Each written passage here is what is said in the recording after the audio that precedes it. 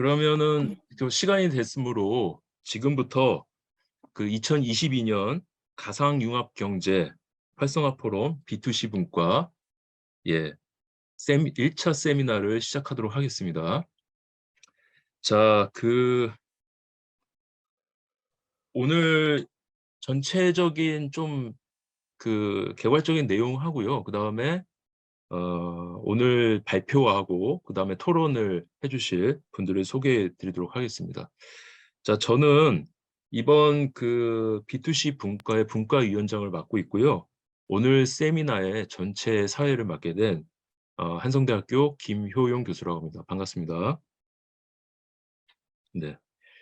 자, 그리고 오늘 데이터로 접근한 메타버스의 상품화와 전망이라는 주제로 발표를 해주실 브로틴의 문성현 이사님 참석해 주셨습니다. 네, 반갑습니다. 네. 그리고 오늘 토론으로는 두 분을 모셨는데요. 먼저 숭실대학교 박정화 교수님 참석하셨습니다. 네, 안녕하세요. 네, 반갑습니다. 다음으로는 한국전자정보통신산업진흥회 홍원기 센터장님 참석하셨습니다. 네, 안녕하십니까. 홍원기입니다. 예, 반갑습니다.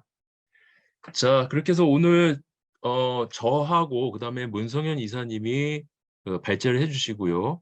거기에 따라서 박정화 교수님과 홍원기 센터장님이 토론을 하고 좀 부족하거나 덧붙일 내용들이 있으면은 저희 넷이 같이 종합 토론 형식으로 해서 진행을 하고 지금 아마 유튜브 스트리밍으로 아마 중계가 되고 있는 걸로 알고 있는데요. 그중에 좀 질문이 올라올 경우에는 질문에 답하는 형식으로 해서 전체 세미나를 하겠습니다. 이전 저희 작년의 세미나하고 좀 많이 달라진 점을 보면은 지금 마스크를 아무도 안 쓰고 계시다는 거. 그래서 아마 실내에서 아마 방역적인 부분에 있어서는 충분히 그런 부분을 감안하셔서 지금 아마 마스크를 다 안 쓰고 계신 거라고 생각이 되고요. 어쨌든 작년보다는 상황이 상당히 많이 나아진 관계로 좀 더 가벼운 마음으로 이렇게 세미나를 좀 진행할 수 있어서 다행이라고 생각하고요.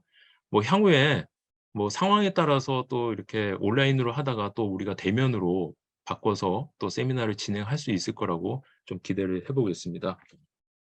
자, 그러면은 순서에 따라서 먼저 제가 세미나를 먼저 발표를 진행하도록 하겠습니다. 먼저 화면 공유를 하겠습니다.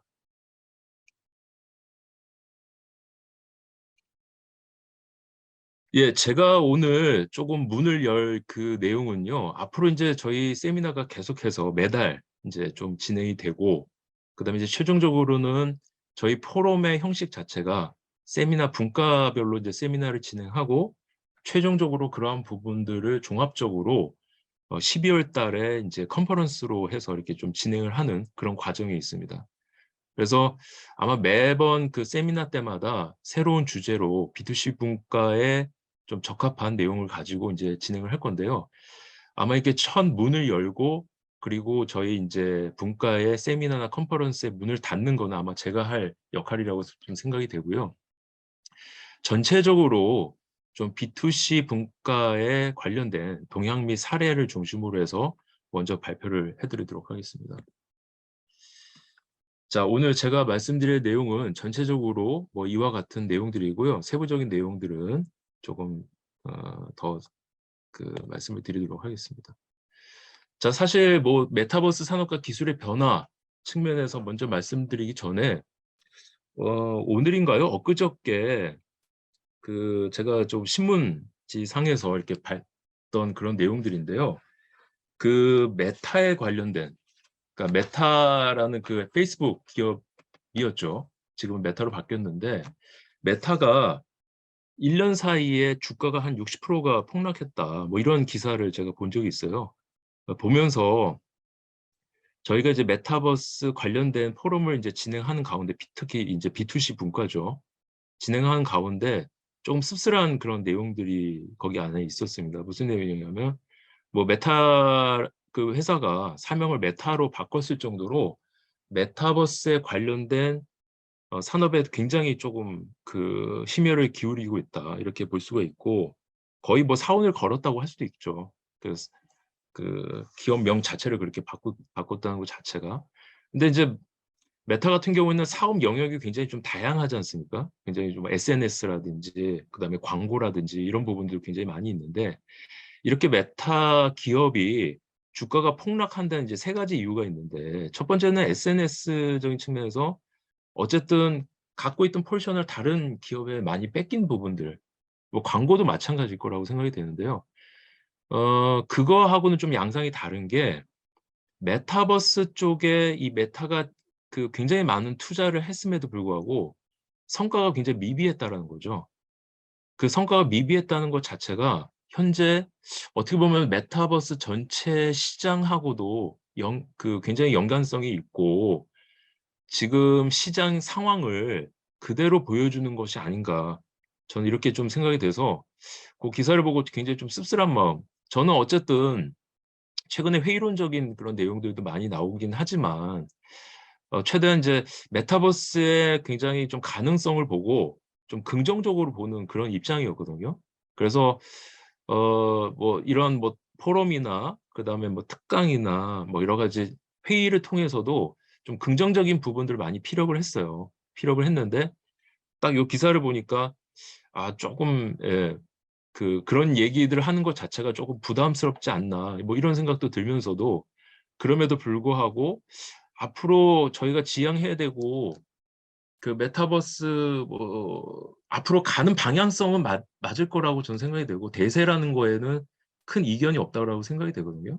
그래서 뭐 그런 부분에 대해서도 조금 같이 좀 얘기가 돼야 되지 않나 뭐 이런 생각이 좀 들었습니다. 예. 어쨌든 저희가 그 메타버스라는 산업 자체가 이 기술하고 굉장히 밀접한 관련이 있는 그런 어떤 산업이기 때문에 기술의 변화를 저희가 아주 면밀하게 좀 검토하고 좀 이러한 변화에 잘 대응하고 그다음에 좀 인사이트를 좀 기업에다가 줘야 되지 않냐 뭐 이런 생각이 조금 많이 들어요. 그래서 제가 이제 웹 3.0을 말씀을 드리는 이유는요. 이전에 메타버스라는 것이 어떠한 그 영향을 받았다. 그래서 지금 성장하고 있고 앞으로 이렇게 성장할 거다. 이러한 추측들을 많이 내놓고 있는데 저도 마찬가지로 메타버스가 성장하게 된 그런 계기가 어떻게 보면은 뭐 큰 우리 사회적인 변화라고 하죠. 이 코로나나 그다음에 디지털 전환이라는 관점에서 우리가 그 영향을 받지 않았다고 할 수가 없겠죠. 굉장히 큰 영향을 받으면서 메타버스가 성장하고 있고 앞으로도 그러한 영향을 많이 받을 거라고 생각이 되는데요. 근데 그렇게 얘기하면서도 이게 사실 근거가 좀 마땅치가 않았던 거예요. 왜냐하면은 너무 개념적이고 뭐 약간 어떻게 보면 또 추상적인 그런 부분들이라서 그러한 부분들보다는 오히려 지금 웹 3.0 이 메타버스를 웹 3.0이다. 차세대 인터넷이다.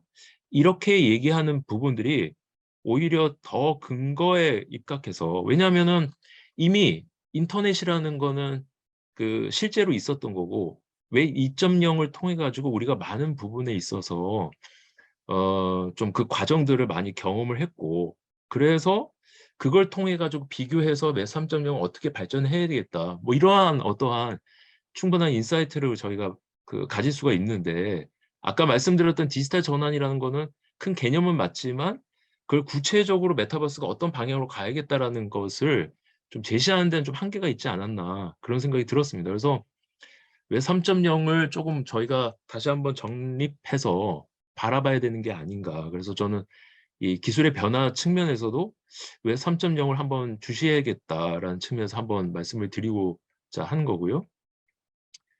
자, 일반적으로 우리 웹 2.0에서 표방하는 그런 개념들이 참여, 공유, 개방, 뭐 이러한 어떤 컨셉적인 부분들이 있었는데요. 이제 웹 3.0에서는 개인화, 지능화, 상황 인식, 뭐 이런 부분들이 메타버스가 추구하는 그런 방향성하고 굉장히 좀 부합된다라고 볼 수가 있죠. 그리고 뭐 이제 나중에 나오는 얘기지만 뭐 NFT와 같은 기술을 통해 가지고 뭐 중앙화 기술을 통해서 그 어떠한 맞춤형 정보를 제공하는 것들 뭐 NFT 같은 경우는 탈중앙화에 대한 부분들이지만 또 인공지능 같은 것들은 어떤 중앙화 기술을 통해 가지고 맞춤형 정보를 제공하는 그런 측면이라고 볼 수가 있겠죠. 그래서 그러한 어떤 웹 3.0의 어떤 특징적인 부분들을 통해 가지고 우리가 메타버스 산업을 다시 한번 좀 바라봐야 되지 않겠냐, 뭐 이런 생각이 좀 들어요.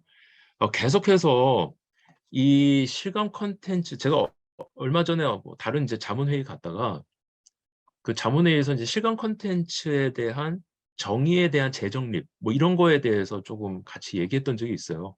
그러니까 계속해서 이게 굉장히 폭이 넓고 실감 콘텐츠나 이 메타버스 자체가 폭이 굉장히 넓고 그다음에 굉장히 확장이 되고 있는 상황이고, 예, 그리고 굉장히 많은 기술을 받아들임으로 해서 그 변화가 굉장히 심하고 이러기 때문에 여전히 그 정의에 대한 부분들이 계속해서 얘기가 되고 있고 앞으로도 그 논의는 계속해서 이어지지 않을까, 뭐 이런 생각이 듭니다. 그래서 웹 3.0이라는 것을 우리가 가지고 한 번 더 메타버스에 대한 얘기들을 좀 정립해서 좀 봐야 되지 않을까, 이런 생각이 좀 들고요.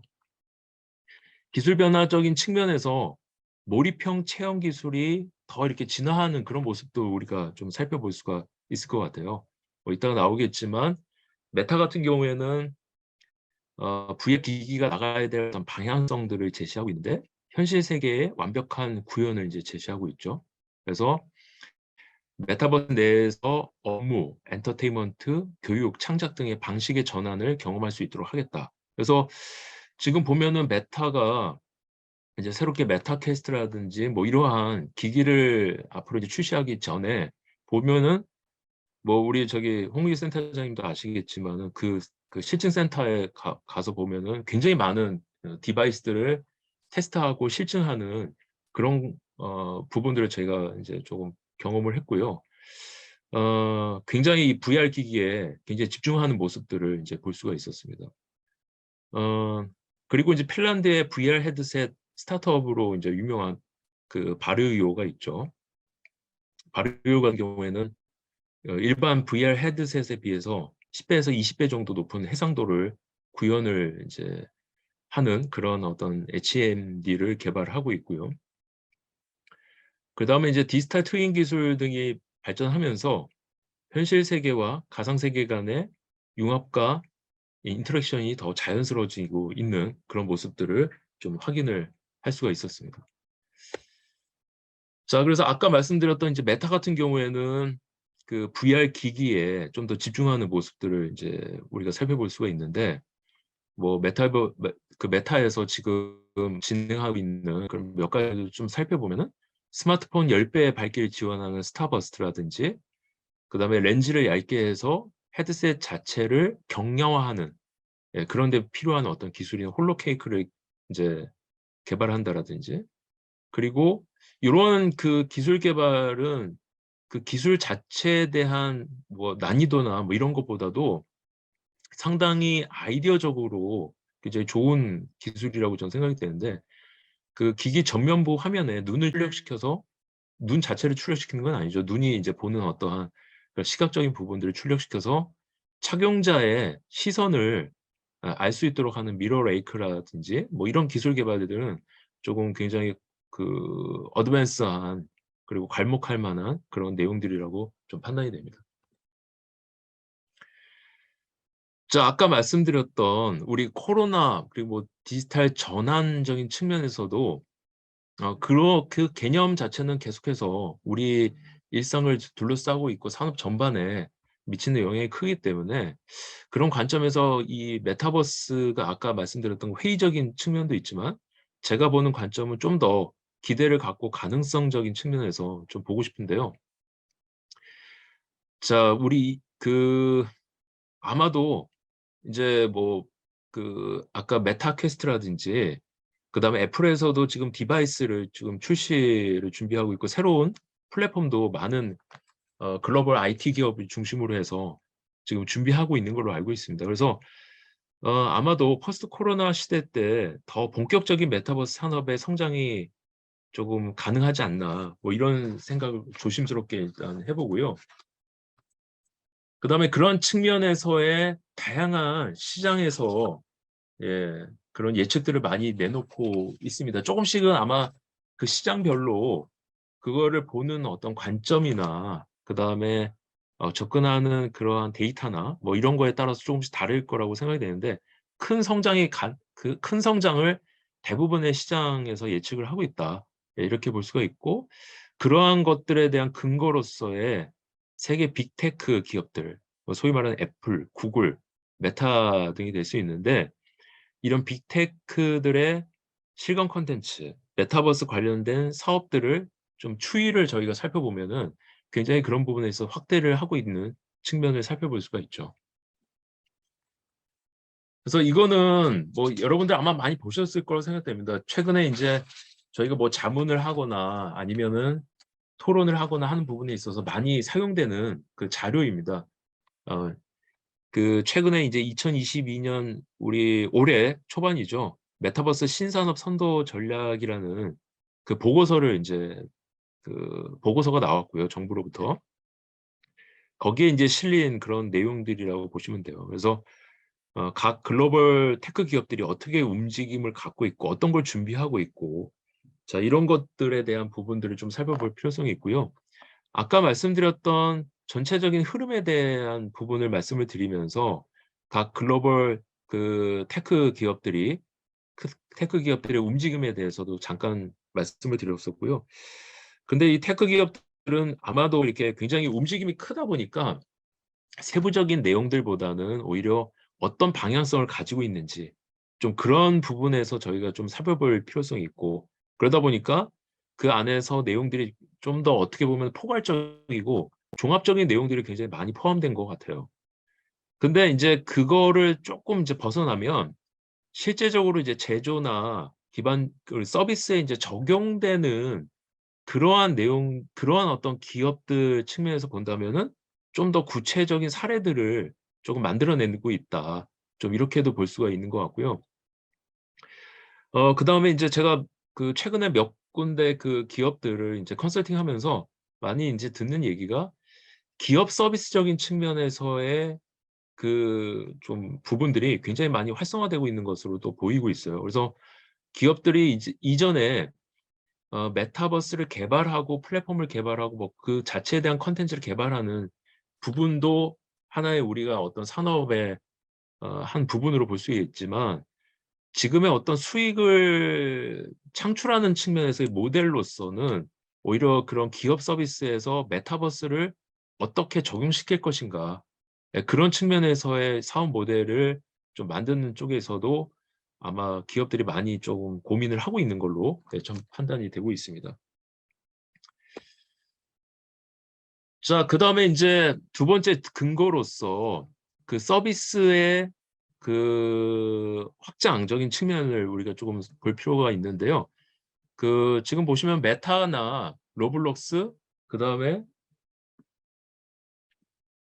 뭐 MS나 에픽 게임즈 그다음에 우리 이제 통신 기업들이죠. 네이버나 뭐 SK텔레콤 포털 이제 통신 기업들을 보시면은 지금 사용자가 물론 이제 그 활성화 사용자가 얼마나 되느냐 이게 사실은 굉장히 관건이긴 한데 기본적으로 좀 가입되어 있는 이 사용자 수도 굉장히 좀 중요한 그 데이터이면 좀 분명하기 때문에 그런 사용자들을 보면은 꾸준히 늘고 있는 부분들은 우리가 조금 더 긍정적으로 봐야 되지 않을까 뭐 이러한 생각도 좀 들고요.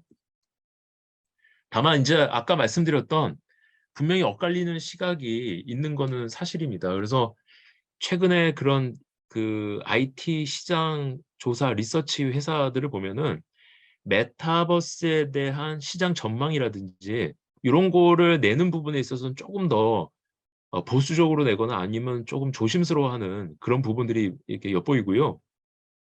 오히려 실감 콘텐츠 내지는 이제 VR 그 안에 들어가 있는 이제 VR, AR에 대한 기술적인 거, 산업적인 측면에서의 그 어떻게 보면은 조사 결과물들을 더 많이 이렇게 쏟아내고 있는 것 같은 그런 분위기를 조금 그 볼 수 있었고요. 그리고 이제 많은 분들이 좀 긍정적인 부분, 회의론적인 측면에서 조금 시각적인 부분들을 좀 발표를 많이 했던 것 같아요. 뭐 당연히 메타라는 그 회사명 자체까지도 바꾼 메타의 마크 저커버그는 분명히 긍정적인 아마 그 시각을 갖고 있을 거라고 분명히 생각되는데, 그래서 메타버스는 사회적 뭐 연결을 위한 새 패러다임이다. 조금 이제 약간 더 공격적인 부분에 있어서 약간 그 포괄적인 부분으로 좀 많이 바뀌는 그런 시각이 되지 않나 이런 생각이 좀 들고요. 사티아 나델라라는 그 MS CEO는 메타버스가 최우선 순위 플랫폼으로 떠오르고 있다. 뭐 이렇게 얘기를 하고 있고, 퀄컴의 크리스티아노 아몬 그 CEO는 메타버스는 진짜 엄청난 기회가 될 거다. 뭐 이렇게들 얘기를 하고 있습니다. 다만 이제 그 현실과 가상이 결합된 복합 현실 등 같은 경우에는 아까 말씀드린 시간 콘텐츠 안에서의 그 분명히 개선되고 그거에 대한 발전은 우리가 예측이 가능하지만 우리가 이제 기대했던 만큼의 메타버스가 뭐 전면적으로 이렇게 나타나진 않을 것 같다. 그러니까 근래에 대한 얘기겠죠. 그런 측면에서 이제 가시적인 성과도 좀 불충분하고 대표적인 이제 메타버스 기업이라고 하는 메타의 분기별 적자가 약 2조에서 3조 원 정도 나오고 있다. 이런 측면에서는 분명히 이제 회의적인 부분도 우리가 좀 생각할 부분이라고 좀 생각이 됩니다. 그래서 그런 측면에서 메타버스는 좀 모호한 가상의 개념이지 않냐. 그리고 일론 머스크는 메타버스는 더 이렇게 좀 이렇게 비하해서 마케팅 정도의 그냥 유행어다. 뭐 이런 정도로 좀 얘기가 나오고 있는 것 같습니다. 자, 그래서 이제 저는 그 아까 뭐 마크 저커버거나 위에 이제 긍정론적인 측면에서 본다면 뭐 현재 메타버스와 이제 비교해 봤을 때 미래의 메타버스는 좀 이런 시각을 가지지 않을까.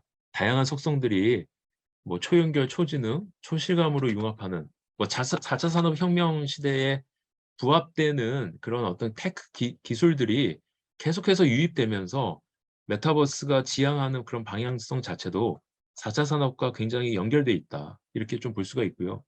뭐 디지털 트윈이라든지 디지털 휴먼이라든지 NFT라든지 뭐 이와 같은 기술들을 통해 가지고 그런 어떤 공간과 환경을 만드는 거, 그리고 사용자, 소비자가 접근하는 그러한 편의성적인 측면에서도 더 정밀하고 그다음에 편의적인 그런 기술을 통해 가지고 좀 더 B2C적인 측면에서 진일보한 그런 성과들을 앞으로는 좀 내놓지 않을까. 그리고 또 기대하는 부분도 없지 않아 있는 것 같습니다.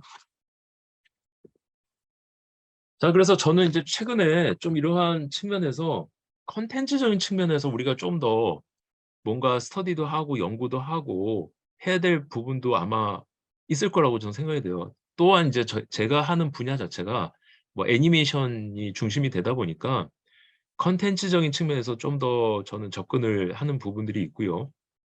그런 측면에서 이 뭐 기존에 우리 컨텐츠라는 내용, 그 다음에 이제 디지털 컨텐츠라는 내용, 문화 컨텐츠라는 내용 굉장히 뭐 많이 있는데 조금은 조심스럽습니다. 지금 뭐 초기 단계이기 때문에 메타버스 컨텐츠라고 하는 그러한 내용을 담는 것이 조금 조심스럽긴 하지만 지금은 이제 조금 화두를 던지 어떤 시기가 되지 않았나 이런 생각도 좀 들고요. 우리가 기존에 이제 디지털 트랜스포머에이션, 디지털 전환을 통해 가지고 사실 이제 문화 컨텐츠라는 것에서 아날로그적이고 그다음에 물리적인 것에서 우리가 디지털 콘텐츠로 많이 변환이 되고 있죠. 데이터화하고 디지털화가 되는 그런 과정 속에서. 자, 이런 것들이 지금 뭐 그러한 내용들도 제가 이제 메타버스 콘텐츠라고 이제 조심스럽게 꺼내는 이유도 디지털 전환이라는 시점에서 지금은 이제 메타버스 전환으로 가는 과정이다. 이렇게들 또 많이 얘기들 하고 있기 때문에 그 과정에서 메타버스 컨텐츠라는 것을 좀 저희가 이제 새롭게 봐야 되지 않나 이런 생각이 좀 들었고요. 제가 한번 이렇게 살펴봤더니 이거 제가 어디 이제 기고한 내용들인데 그럼 메타버스 컨텐츠에 대한 부분들을 우리가 정의하고 앞으로 그거에 대해서 더 뭔가 연구하고 얘기를 이제 꺼내기 위해서는 그 유형에 대해서도 한번 살펴볼 필요성이 있다. 그래서 제가 한번 정리를 해봤어요. 그랬더니 메타버스 내 컨텐츠 유형을 한 3가지 정도로 나눌 수 있겠더라고요. 첫 번째가 메타버스 플랫폼이라는 것 자체에서 제공하는 유형의 그러한 컨텐츠가 있을 수 있겠다. 그 유형은 2가지로 또 나눌 수 있는데 시청각적인 유형과 그다음에 연출적으로 구현된 유형 이렇게 2가지로 나눌 수가 있고 그다음에 이제 2번째가 플랫폼 내 그 크리에이터들이 자체적으로 만들어내는 자체 생성되는 그런 컨텐츠 유형이 있을 수가 있겠다. 뭐 일반적으로는 로블록스 같은 경우에는 굉장히 게임 부분들이 많이 있죠. 하지만 이제 그 외에도 장르별 컨텐츠라든지 뭐 공간 구성을 할 수 있는 아이템이라든지 뭐 이런 것 자체도 그 안에서의 어떠한 크리에이티브한 생태계가 조성이 되고 있는 가운데 만들어지는 그러한 어떠한 컨텐츠가 될 수 있겠다. 뭐 이런 생각이 좀 들고요. 그다음에 이제 기존의 컨텐츠들인데 유입이 되는 컨텐츠가 될 수가 있겠죠. 메타버스 내로 기존의 IP들을 보유한 그런 브랜딩, 그다음에 예술 작품, 영상, 이런 캐릭터 뭐 이러한 것들이 메타버스 내 플랫폼 내로 유입되는 그런 컨텐츠로서 하나의 유형을 만들 수 있겠다. 좀 이런 생각을 해 봤고요. 그다음에 이제 기술적인 내용들을 한번 이렇게 좀 참고해 보시면 좋을 것 같습니다. 그래서 아까 말씀드렸던 그러한 컨텐츠 유형들이 메타버스 플랫폼 내에서 만들어지는 그런 부분들이 결과적으로는 이와 같은 현실의 센서 정보를 수집하고 관리 및 공유하는 기술부터 시작을 해서 실제적으로 아이템을 만들고 구현하는 그런 기술까지 다양하게 접목이 되고 있다. 이렇게 볼 수가 있고요. 그다음에 이제 그 안에 그런 것들을 만드는 크리에이터가 양성이 되고 있죠. 자체적으로 양성이 되고 있고 또한 이게 하나의 어떤 직업군으로서 좀 더 이제 구체화되면서 많은 부분에 있어서는 이러한 하나의 이게 직업으로서 인정을 하고 이거에 대한 또 직업에 대한 부분에 있어서 좀 서포팅이 가능해야 되지 않냐 뭐 이런 얘기도 나오고 있습니다. 그래서 앞으로 이제 메타버스 크리에이터가 어떠한 메타버스의 어떠한 성장과 발전에 그리고 또한 다른 산업에서도 게임 체인저가 될 가능성이 상당히 있다. 이렇게들 많이 좀 예측이 되고 있습니다. 그래서 뭐 이미 직업적으로 메타버스 크리에이터는 이런 거다라고 이렇게 정의하는 측면도 우리가 좀 살펴볼 수 있었고요. 제페토 크리에이터 같은 경우에는 아이템 크리에이터, 월드맵 크리에이터, 제페토 컨텐츠 활동을 하는 인플루언서 뭐 이런 식으로 크리에이터가 이미 구분화돼서 형성이 돼 있는 것으로 보고 있습니다. 그래서 아까 이제 제가 3.0을 이제 처음 꺼낸 이유는 바로 이렇게 메타버스의 다양한 지금 활동과 그런 상황과 현상을 조금 더 잘 묘사하고 설명할 수 있는 그러한 어떤 근거가 되는 부분이기 때문이라고 할 수 있는데요. 자, 웹 2.0에서의 창작자 생태계하고 메타버스 내에서의 창작자 생태계, 웹 3.0으로 우리가 좀 설명할 수 있는 부분들이 결과적으로 이제 중간 단계를 거치지 않고 창작자와 이용자가 직거래가 될 수 있는 그런 생태계가 바로 웹 3.0, 나아가서는 이제 메타버스의 어떠한 그러한 부분들을 잘 설명해 줄 수 있는 부분이라고 생각이 됩니다. 그래서 이제 좀 종합적으로 말씀을 드리면요. 메타버스 산업 내에서 컨텐츠 또는 B2C가 이제 지향해야 될 그런 부분들은 조금 이제 큰 범위 내에서 조금 말씀을 드리면 결과적으로는 뭐 너무 당연한 얘기일 수 있는데 CPND의 좀 균형적인 발전 필요하다. 왜 그런 말씀을 좀 드리냐면요. 저는 이제 디바이스에 대한 사실은 조금 이제 계속해서 뭐라고 할까요?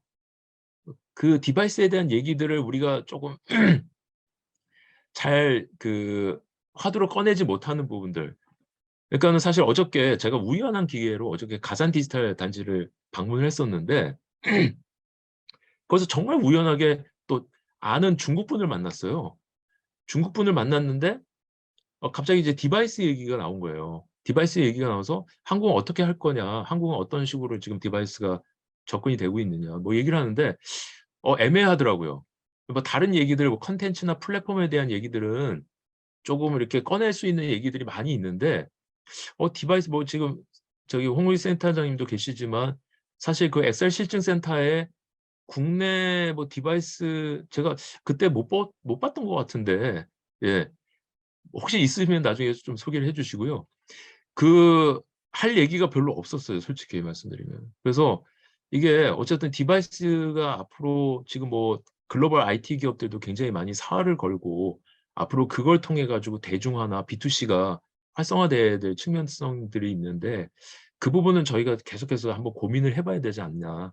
그래서 여기도 나와 있지만 이게 하나의 어떤 생태계가 선순환 구조를 이루고 성장의 모멘텀을 이루기 위해서는 대중화가 반드시 필요한데 그 대중화를 좀 가속화하고 더 업그레이드하기 위해서는 디바이스 보급이 굉장히 절실하다. 그런 측면에서 조금 그 말씀을 드렸고요. 그다음에 이제 기술의 고도화가 이제 필요하죠. 많은 기술들이 유입이 되고 앞서서 말씀드렸던 뭐 디지털 트윈이라든지 디지털 휴먼이라든지 NFT 기술들이 많이 접목이 되고 있습니다. 접목이 되고 있고 이러한 기술들은 메타버스가 아니더라도 사실상 자체적으로 굉장히 필요한 앞으로 이제 디지털 전환과 4차 산업혁명을 통해 가지고 발전하는 그 사회상에서 뭐 메타버스가 아니더라도 필요한 그런 내용들이 디지털 휴먼 같은 경우에는 사실상 메타버스에 접목돼서 뭔가 굉장한 어떤 성과를 내는 게 아니라 현재 서비스 업계에서 내지는 광고나 뭐 이런 부분에 있어서 이미 독자적인 기술 체계를 가지고 있는 부분들이거든요. 네, 그런 측면들이 앞으로 그 자체적으로 고도화가 되고 있지만 메타버스하고 접목돼서 어떻게 고도화시킬 것이냐 이거에 대한 우리가 고민이 더 필요하다고 생각이 되고요. 콘텐츠는 뭐 두말할 나위가 없죠. 우리 B2C 부분에 있어서는 콘텐츠가 그 바로 소비자나 이용자의 접점이기 때문에 콘텐츠의 고도화는 반드시 필요하다. 뭐 계속해서 벌써 이게 포켓몬고가 나온 지가 벌써 얼마나 많이 됐는데 여전히 실감 콘텐츠 뭐 얘기를 할 때도 포켓몬고 얘기 말고는 그닥 이렇게 뭐 딱 나오는 그런 콘텐츠가 없는 것 같아요. 그래서 실감 콘텐츠에 대한 뭔가 성공 사례, 포켓몬고 이상의 어떤 것들이 나와야지만 결과적으로 실감 콘텐츠의 그런 생태계가 그대로 메타버스하고 연결이 되기 때문에 좀 뭐 그냥 단순히 지금 우리 메타버스에서도 콘텐츠보다는 플랫폼 얘기가 이제 주로 나오고 있고 그 안에서의 어떤 콘텐츠에 대한 소위 말하는 이제 완성형 킬링 콘텐츠가 계속해서 좀 화제가 돼야지 B2C의 어떤 대중화나 앞으로의 어떤 발전 가능성도 좀 기대할 수 있지 않을까 그런 생각이 좀 들고요. 이제 마지막으로 혁신적인 몰입형 경험을 제공해야 될 필요성이 있죠.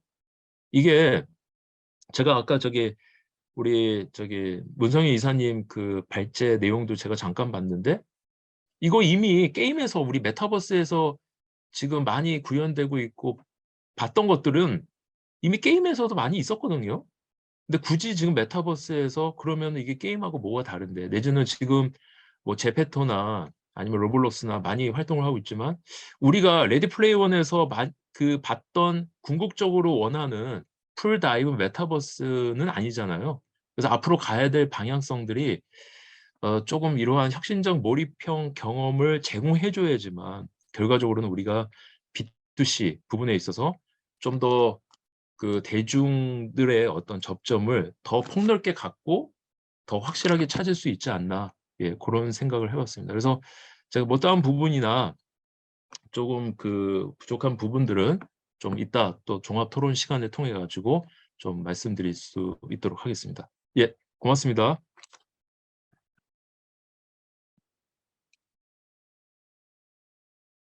예, 계속해서 저희 뭐 따로 쉬는 시간 안 갖고요. 조금 이렇게 좀 집중을 하기 위해서 예,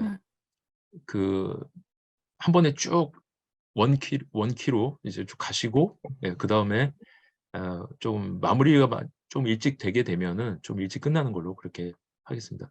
예, 그러면 브로틴의 문성현 이사님께서 준비되신 대로 바로 시작을 부탁드리도록 하겠습니다.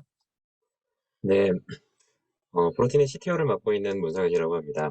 그러면은 발표를 시작하겠습니다. 먼저 화면 공유하겠습니다.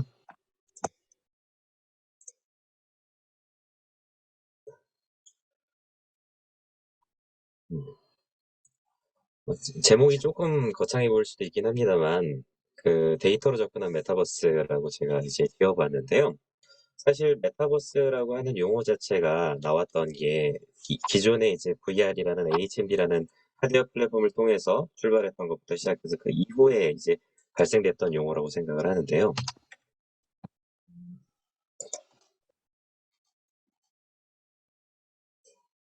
이 화면에 보시는 거는 네이버랑 그다음에 구글에서 검색한 메타버스라는 용어를 정의했던 내용들입니다. 그래서 뭐 사실 용어적인 설명에 대해서는 뭐 어떤 소설에서부터 처음 쓰였다라는 것부터 시작해서 가상 세계를 갖다 정의하는 단어이다라는 뭐 여러 가지 아직까지는 명확하게 정의되지 않았다라는 부분들에 대한 내용들이 많이 있죠. 그렇다면 앞단에 김현 교수님 발표해 주셨던 내용에서 있었던 내용입니다만 요즘에 이제 메타버스라고 주로 많이 그 주목을 받고 있는 것들은 대부분의 경우에는 사실은 플랫폼으로 보여지기는 하고요. 그 제페토나 이프랜드나 호라이즌 월드나 뭐 산사까지도 포함해서 가상세계라고 보통 흔히들 얘기할 수 있는 것들에서 무엇을 할 수 있는가를 보여주는 플랫폼들, 대표적인 플랫폼들이라고 할 수 있죠. 그렇다면은 과연 이제 메타버스에서 무엇을 할까요?라고 해가지고 제가 접근을 해봤는데요. 실제로 결국은 하는 행위는 저는 동일하다고 생각합니다. 결국은 사람이 보고, 듣고, 그다음에 말하고 해서 뭐 행동하고까지 표현을 할 수도 있겠죠. 그래서 이제 이런 여러 가지 행위들을 통해서 실제로 이루어지는 것들은 결국은 사람과 사람 간의 소통, 그리고 그다음에 실제 경제적인 활동 혹은 사회 활동 이런 것들을 해볼 수가 있겠죠. 사실은 뭐 컨텐츠를 플랫폼 내에서 자체적으로 만든다거나 그거를 통해서 다른 사용자들이 즐길 수 있도록 한다거나 그로 인해 가지고 뭐 재화가 오고 간다거나 하는 것들이 사실 실제 사회에서 있는 행위들하고 크게 다를 바가 없습니다. 근데 그렇다면 사실 저는 이제 오랫동안 게임을 만들었던 이력을 가지고 있고요. 사실 10년이 넘게 MMORPG라는 장르를 만들어 왔었는데 그 MMORPG라는 장르에서 사실은 이런 것들을 다 하고 있었습니다. 뭐 게임을 많이 즐기셨던 분들은 잘 아시겠습니다만 하다못해 최근에 많이 이제 화두가 되고 있는 게임을 통해서 가상화폐와 같이 거래가 되는 부분들에 대해서도 사실 아이템 중개 사이트를 통해서 현실의 재화와 교환을 하는 그 방식까지도 사실은 이미 행해지고 있던 행위였죠. 근데 다만 그거를 이제 최근에는 뭐 메타버스, NFT, 그다음 뭐 가상화폐 이런 식으로 해서 좀 더 정의가 되는 것뿐이라고 저는 보고 있고요. 그래서 저는 어쨌든 지금 현재 제가 발제를 하는 그 분과가 B2C 분과고, 그다음 실제로 B2C에서 상품화가 되기 위해서 하는 부분에 대한 예시를 들고, 그다음 그걸 바탕으로 해서 어떻게 나가야 될지 하는 부분을 초점을 맞추고 있기 때문에, 그래서 과연 메타버스를 지금 현재 상태에서, 현 시점에서 활용할 수 있는 분야가 어디가 있을까라고 해가지고 제 나름대로 한번 기준을 나눠보았고요. 기준을 뭐 여러 가지 다시 다른 방식으로 할 수 있긴 하겠습니다만 저는 이제 기존에 존재하는 것과 새롭게 창조된 것, 그리고 그다음에 데이터로서 존재하는 것과 실현하는 것들을 이제 이렇게 네 가지 기준으로 나눠 보았고요. 뭐 위치에 보시면 아시겠습니다만 뭐 가상화폐나 게임 아이템, 예술품들 같은 경우가 현재 메타버스 시장이라고 하는 곳에서 굉장히 자주 등장하는 단어들이죠. 그렇다면 없는 분야가 무엇일까라고 생각을 해봤었고요. 그래서 기존에 실제로 존재를 하지만 아직까지 데이터화되지 않은 부분이 과연 새로운 메타버스의 활용 분야가 될 수 있지 않을까라고 생각을 해보았었습니다. 음, 앞에 있던 예제 중에 하나입니다만 MMORPG라는 게임에서도 이미 있었던 것처럼 가상의 가치를 가지는 물건들은 결국 데이터거든요. MMORPG라는 장르에서도 사실은 뭐 어떤 특정 아이템들이 뭐 수억 원대를 호가했다라는 뉴스가 실제 세상에 나올 정도로 하다못해 그냥 뭐 저희 게임 개발자였던 제 입장에서 보면 서버에 그냥 단순 몇 줄의 데이터일 뿐인 게임 아이템이 실제 현실 세상에서 엄청난 가치를 지녔던 것이죠. 그만큼 저는 데이터라는 것은 무궁무진한 그 가치가 있다라고 생각을 하고 있습니다. 그래서 그를 바탕으로 해서 상품화에 성공했던 예시를 좀 들어드릴까 하고요. 실제로 뭐 저희 회사에서 개발한 제품이긴 합니다만 이 회사의 이력을 조금 더 이해를 돕기 위해 설명을 드리자면 저희 브로티는 2015년도부터 VR, 그러니까 가상현실과 그다음에 증강현실과 관련된 사업 분야로 그 회사의 사업 아이템 피버팅을 했었고요. 그를 바탕으로 이제 여러 가지를 만들어 오면서 그 VR 시장, 가상현실 시장에서 계속해서 무언가 상품화를 시도하고 있었습니다만 아시겠지만 이제 코로나가 시작되는 뭐 9년도, 20년도 뭐 요 정도 시점쯤에서 사실 그때 당시에 VR에서 돈이 된다 혹은 뭐 실제로 상품화가 되었다라고 할 수 있는 것들은 오프라인 시장들이 거의 유일했었습니다. 그래서 뭐 저희가 집중했던 시장도 일종의 뭐 오프라인 VR 방이니 VR 아케이드니 혹은 뭐 테마파크 이런 곳에다가 이제 VR 콘텐츠들을 제공하고 혹은 플랫폼을 제공하고 하는 사업들을 진행을 했었었는데요. 그게 어떻게 보면 이제 코로나라는 그 특이한 상황으로 인해서 직격탄을 맞았죠. 그리고 시장이 점점점 어떻게 보면 저희 입장에서 현업 입장에서는 굉장히 암울해져 가고 있던 시기였는데요. 그 타이밍에 이제 저희도 이제 회사의 앞으로의 생존 혹은 발전을 위해서 고민을 하고 있던 중이었었고요.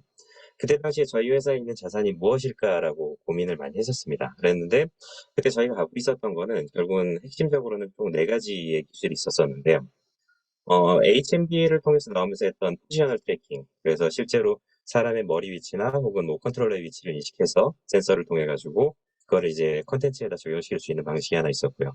또 하나는 피직스 시뮬레이션이라고 해서 이제 물리 시뮬레이션인데요. 뭐 가상현실에서의 세계를 보여주다 보니까 HMD를 쓰고 VR 콘텐츠를 즐겨보셨던 분들은 많은 경험이 있으셨겠지만 실제 물건을 집어가지고 뭔가를 던진다거나 그로 인해 가지고 충돌이 일어나서 상호작용이 있다거나 하는 그런 그 형태를 이루어지는 것들이 바로 이제 물리 시뮬레이션 기술이죠.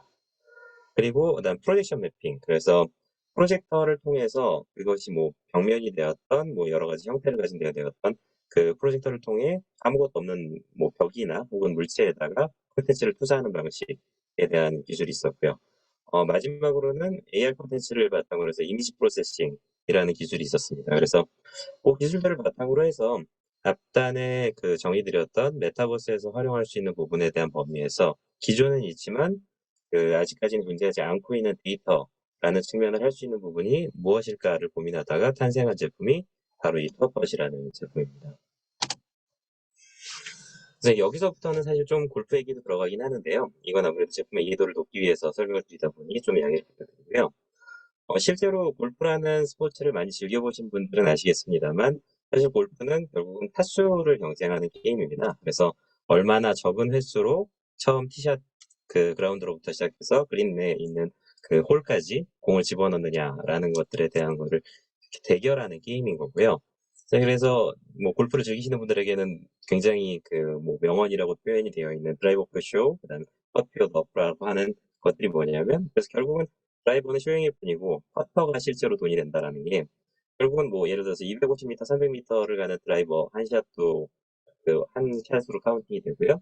그다음 뭐 1m 언더에서 치는 한 번의 퍼팅도 결국은 한 샷으로 그 평가가 되는 거죠. 그러다 보니 실제로 그 타수를 비교하는 게임인 골프라는 스포츠에서는 사실은 두 개의 가치는 동일한데 아무래도 이제 골프를 즐기는 분들은 실제로 그 드라이버를 좀 더 중요하게 생각하시는 경향들이 기존에 있었다라고 볼 수 있었거든요. 하지만 데이터적으로 접근을 해보면 실제 타수에서 뭐 예를 들어서 평균 뭐 2분파는 좀 쉽지 않겠죠. 뭐 예를 들어서 100개를 치시는 분이 있다고 하면 그때 퍼터의 스트로크 수가 차지하는 비율이 대략 한 40%에서 40% 조금 넘습니다. 통계적으로 접근을 해보면. 근데 이거는 타수가 줄어도 사실은 비슷한 경향이 그 유지가 됩니다. 그래서 뭐 프로 선수들의 경우에도 물론 그 비율이 조금 더 낮아지긴 합니다만 그래서 그 퍼터가 차지하는 비율이 굉장히 여전히 높다라고 볼 수 있죠. 그래서 지금 저희 투어컷이라는 제품이 그 재작년에 처음 이제 출시가 공식적으로 되었었고요. 현재는 이제 국내뿐만 아니라 뭐 일본, 싱가포르, 미국 등지에 이제 설치가 현재 되어 있고, 그다음에 뭐 논의되고 있는 곳으로 뭐 호주나 캐나다나 중국 시장들까지도 그 계속해서 이제 문제가 들어오고 있고요. 그래서 아마 저희도 앞으로 계속해서 이제 계속 세계 시장으로 나가기 위해서 노력을 하게 될 것 같습니다.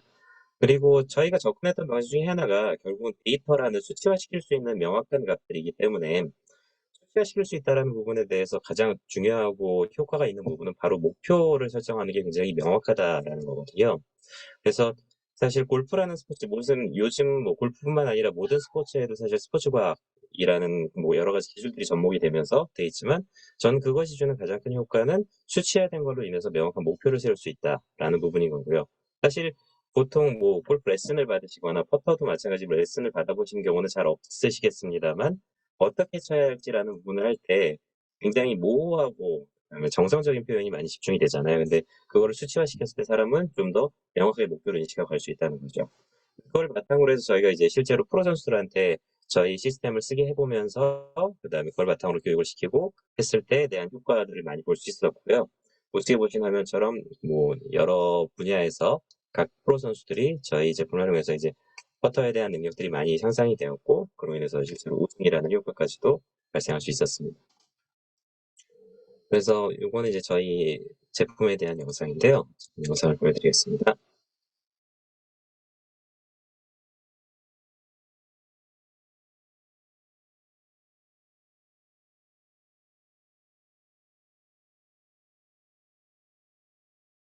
음.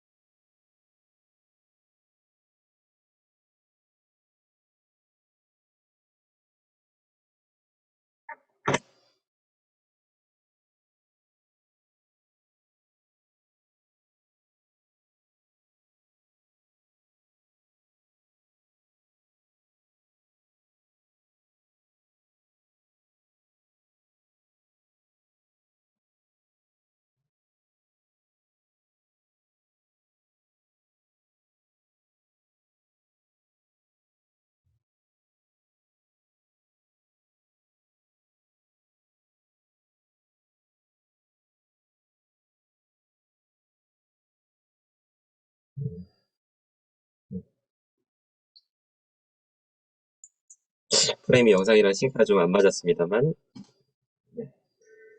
조금 더 설명을 이어가자면은 결국은 퍼팅이라는 것들이 데이터화된 부분에 대해서는 이제 기존에는 사실은 거의 존재하지 않았었고요. 골프에 관심 있으신 분들은 아시겠습니다만은 런치 모니터라는 하드웨어를 통해서 사실 스윙에 대해서는 많이 데이터화되어 있었습니다. 그래서 기존에 뭐 예를 들어서 용어 중에 뭐 클럽 스피드니 뭐 클럽의 궤도니 페이스 앵글이니 뭐 어택 앵글이니 뭐 이런 식의 여러 가지 그 정의된 용어들을 바탕으로 해서 수치화되어 있는 데이터들이 스윙에는 적용이 되어 있었다라고 하면 퍼팅에는 그와 같은 내용들이 없었었거든요. 그래서 그걸 저희 회사가 데이터적인 측면에서 접근을 해서 만들었던 제품이 바로 이 투어펫이라는 제품이고요. 뭐 제품을 간단하게 설명을 드리자면 가운데 저희 어쨌든 퍼팅을 데이터화시키기 위해서는 모든 사람에게 동일한 기준이 필요했기 때문에 물리적으로도 동일한 기준을 가질 수 있도록 동일한 경사를 가진 바닥의 그린에서 가운데 목표를 기준으로 총 36개 포인트를 시계 방향대로 쭉 돌아가면서 친다라고 했을 때 보통 골프에서 만날 수 있는 브레이크 라인이라고 하는데 모든 그 휘어지는 라인들을 갖다 만날 수가 있거든요. 그래서 그런 걸 바탕으로 해가지고 실제로 공이 움직이는 부분을 아까 말씀드렸던 저희가 이제 보유하고 있던 기술 중에 한 가지인 이미지 프로세싱이라는 기술을 바탕으로 골프공을 인식해서 실제로 골프공이 처음 위치하고 있던 곳에서부터 그 사용자가 퍼팅을 해서 멈추는 순간까지에 대한 그 경로들을 모두 기록을 했고요. 그 기록을 바탕으로 해서 그걸 수치화시켜서 사용자의 출발 방향의 경향은 어땠었는지, 뭐 힘의 그 크기나 뭐 스피드는 어땠었는지 이런 것들을 수치화시켜서 보여주는 것들이 바로 저희 제품의 기능이 돼요. 그래서 결과로 따지자면 단순히 그냥 퍼팅을 했을 때 퍼팅을 한 거에 대한 성공률, 그러니까 뭐 몇 회 중에 몇 회를 성공했느냐뿐만이 아니라 공의 위치나 경로들을 다 기록을 하기 때문에 골프에서 쓰이고 있는 개념 중에 한 가지인 퍼팅에서인 리턴 거리라는 개념이 있는데요. 그 공이 들어가지 않았을 경우에 그 목표한 홀컵으로부터 얼마나 멀리 떨어져서 멈추었는가라는 부분에 대한 수치들도 마찬가지로 숫자식으로 표현될 수 있었었고요. 그 밖에도 뭐 브레이킹 라인들에 따라서 본인에 대한 성공 확률이라든가 그 외에 추가적으로 더 표현해주는 정보들 같은 경우에는 아까 말씀드렸던 저희가 물리 시뮬레이션 기술이 있기 때문에 실제로 사용자가 친 위치로부터 홀컵으로 들어가기 위해서 칠 수 있는 가장 이상적인 라인이 있는데 그 이상적인 라인 대비 사용자가 얼마나 방향이 오차가 났었는지 혹은 어느 쪽으로 오차가 났었는지 그리고 스피드도 마찬가지로 가장 이상적으로 들어갈 수 있는 스피드가 있으면 그 스피드 대비했을 때 얼마나 차이가 있었는지 이런 것들을 전부 다 그 기록됐던 데이터를 바탕으로 수치적으로 접근을 해서 보여주었었고요. 그리고 이 부분은 이제 저희가 갖고 있던 기술 중에 프로젝션 매핑을 활용을 했던 거고요. 저는 메타버스의 실제 상품화라는 측면에 대해서라는 게 결국은 다양한 기술을 바탕으로 해가지고 사용자에게 사용자가 입력하는 입력 인터페이스와 출력 인터페이스를 다양하게 가져갈 수 있다라고 보는 측면이 있는데요. 그래서 굳이 꼭 VR HMD에서 한정된 것이 아니라 저희 같은 경우는 물론 이제 실제로 VR에서도 그 프로젝션 매핑을 활용하시는 분들이 많이 있습니다만 에다가 투자를 하는 방법으로 적용을 시켰습니다. 그래서 퍼팅에서 필요한 여러 가지 시각적 획 요소뿐만 아니라 좀 전에 말씀드렸던 물리 시뮬레이션을 통해서 위치로부터 목표까지 들어가는 여러 가지 경로라든가 그런 정보들 혹은 그 위치로부터 퍼터 스트로크에서 퍼터가 움직이는 궤도라든가 이런 부분들까지도 전부 다 프레시 매핑을 통해서 그 출력을 시켜서 사용자들에게 쉽게 바로 그 퍼터를 하면서 볼 수 있도록 만들었었고요.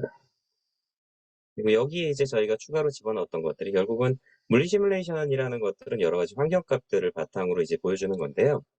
저희가 이제 모든 것들에 대한 것들을 데이터에 시켜서 기록을 시키기 때문에 특히나 이제 프로 선수들 같은 경우는 굉장히 일정한 퍼팅을 하기도 하고요. 그래서 그렇게 저장된 데이터들을 바탕으로 해서 저희 물리 시뮬레이션 엔진들을 계속해서 이제 고도화시켰고요. 그걸 바탕으로 해서 정확도를 조금 더 높여갈 수가 있었습니다.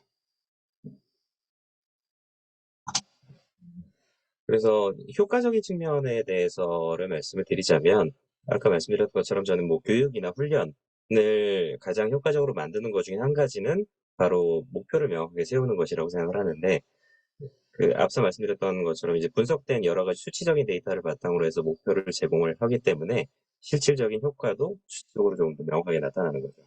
그래서 실제 패턴 테스트라고 저희가 명칭을 갖고 있는 게 있는데 36번의 퍼팅에서 몇 번의 성공률을 가지는가라는 부분들이 처음에 1회차로부터 10회차까지 어느 정도 변화가 되는지에 대한 것들을 볼 수 있었고요.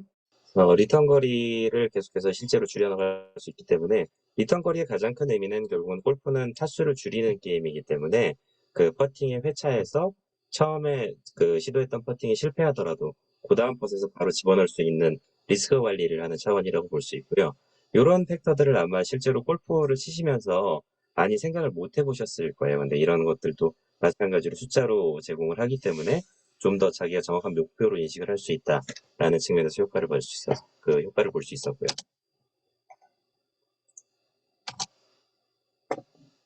그래서 제품의 라인업들은 결국은 저희는 이제 실제로 물리적인 공간들도 필요했기 때문에 여러 가지 다양한 형태로 해서 실제 교습가용 제품뿐만 아니라 가정이나 이런 곳에도 쓸 수 있는 형태까지도 만들었었고요.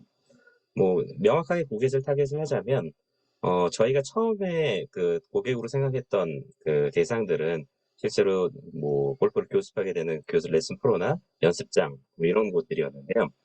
그래서 저희가 처음에 타겟으로 삼았던 곳들은 이제 말씀드렸던 대로 이제 프로 선수나 그다음에 레슨 아카데미 쪽이었는데요. 이거를 데이터화 시키는 부분으로 해서 숫자로 표시를 하다 보니 저희가 예상치 못했던 곳들에서 나왔던 것 중에 하나가 바로 골프 채를 피팅하는 피팅샵 혹은 용품샵이었고요. 그러니까 그곳에서도 퍼터를 추천하기 위해서 실제로 기존에는 그냥 사용자의 감에 맞춰서 이런 것들을 추천해보고 한번 쳐보시고 라는 걸로 끝났다고 하면 실제 수치화시킨 데이터를 사용자들에게 보여주다 보니까 고객들이 조금 더 실제 제품을 구매하는 데 있어가지고 접근성이 높아진다라는 효과가 발생이 되어서 저희가 예상하지 못했던 고객들의 확장까지도 이루어져 있었습니다. 그래서 실제로 여러 가지 국내에서도 골프 연습장들이나 이런 것들에게 설치가 됐던 것들이고요. 국내뿐만 아니라 해외 사례들까지 여러 가지 들어가 있었고, 그다음에 실제로 해외 시장 같은 경우에는 아무래도 집들도 특히나 미국 시장 같은 경우는 좀 더 넓게 포진되어 있기 때문에 가정에까지도 설치가 되는 사례도 있었습니다.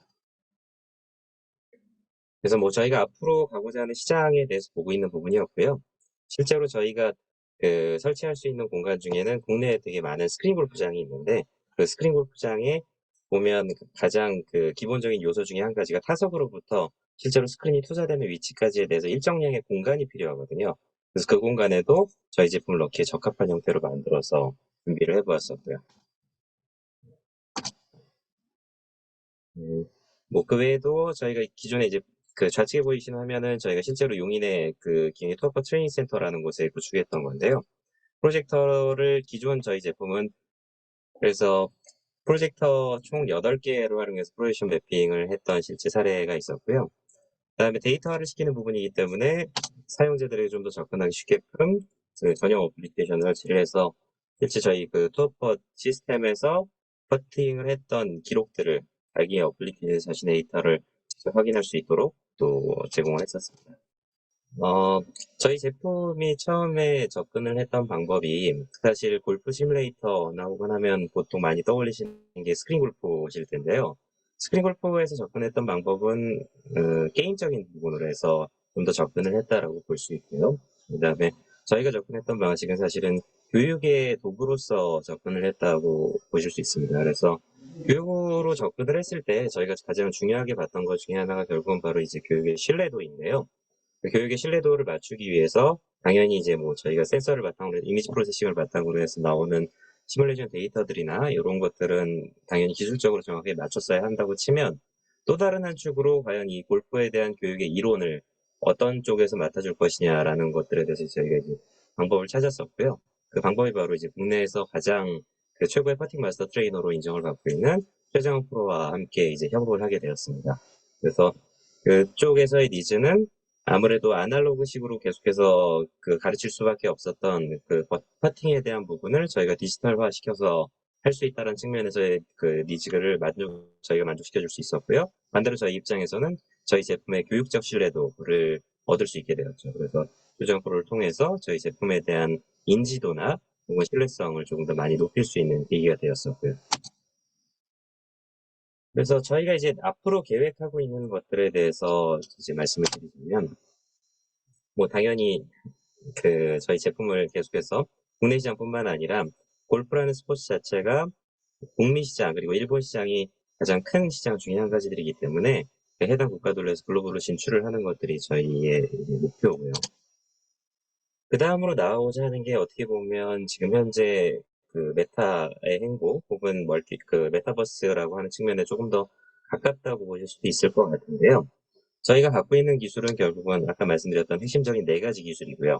그다음 그 4가지 기술을 바탕으로 해서 지금 현재는 입력되는 인터페이스는 비전 센서를 통해서 받고 있고 출력되는 인터페이스는 프로젝터를 통해서 바닥에 투자를 하고 있습니다. 근데 요거를 시각을 조금만 바꿔보면 사실 AR 글래스라고 할 수 있는 부분 혹은 뭐 VR HMD가 될 수도 있겠습니다만 마찬가지로 입력된 인터페이스와 출력되는 인터페이스를 뭐 VR HMD에서는 그 HMD 안에 화면에 뿌려줄 수 있을 거고요. AR 글래스는 실제로 보이는 필드의 화면에 보일 수 있을 거고요. 그래서 저희가 보고자 하는 제품으로서 발전시키고자 하는 것들은 화면 우측에 보시는 그림처럼 실제 필드에 나갔을 때 잔디에 그 AR 글래스를 바탕으로 해서 그 이미지 프로세싱을 인식을 시키면 실제 그 그린의 등고선이 표현이 되죠. 그래서 고저차나 어느 쪽이 더 높은지, 그 다음에 그를 바탕으로 해서 어디를 보고 쏘면 그 실제로 쳐야 되는지에 대한 에임 포인트라든가 그런 피직스 시뮬레이션을 통한 결과값들을 보여주는 것들을 이제 계획을 하고 있고요. 사실상 소프트웨어적인 기술로 보자 그러면 현재도 적용이 가능한 수준입니다. 현재 저희 갖고 있는 부분에서는. 근데 여전히 어려운 부분 중에 한 가지는 아까 앞단에서 김혜영 교수님이 발표하셨던 내용 중에 이제 컨텐츠의 산업화가 되기 위해서 CPMD가 있잖아요. 근데 그 측면에서 디바이스라는 게 아직까지는 사실 저희가 원할 정도로에 대한 성능의 수준이 올라오지 못했거든요. 그래서 그 부분에 대한 것들이 조금 더 완성이 된다 그러면 실제로 이 제품화를 시킨 데 있어서 조금 더 빨라질 수 있을 것 같고요. 현재 이 메타버스라는 시장 자체가 어려운 점이 바로 그 산업화가 되기 위한 여러 가지 요소들 중에서 목표계의 요소들이 계속해서 아직도 발전이 이루어 나가야 된다라는 측면에서 현실적인 뭐 가시적인 성과가 없다라고 많이들 얘기하는데 그런 부분의 원인이 되지 않을까 싶습니다. 그래서 글로벌 메타버스라고 통칭할 수 있는 시장은 굉장히 다양하다고 저는 생각을 하고요. 그게 꼭 굳이 HMD 혹은 뭐 AR 글래스 이런 것들에 한정될 필요가 없다라고 생각을 합니다. 그래서 앞으로도 시장이 무궁무진하다라고 할 수 있는 부분들 같은 경우도 그런 측면에서에 대한 예측이 아닐까라고 보고 있고요.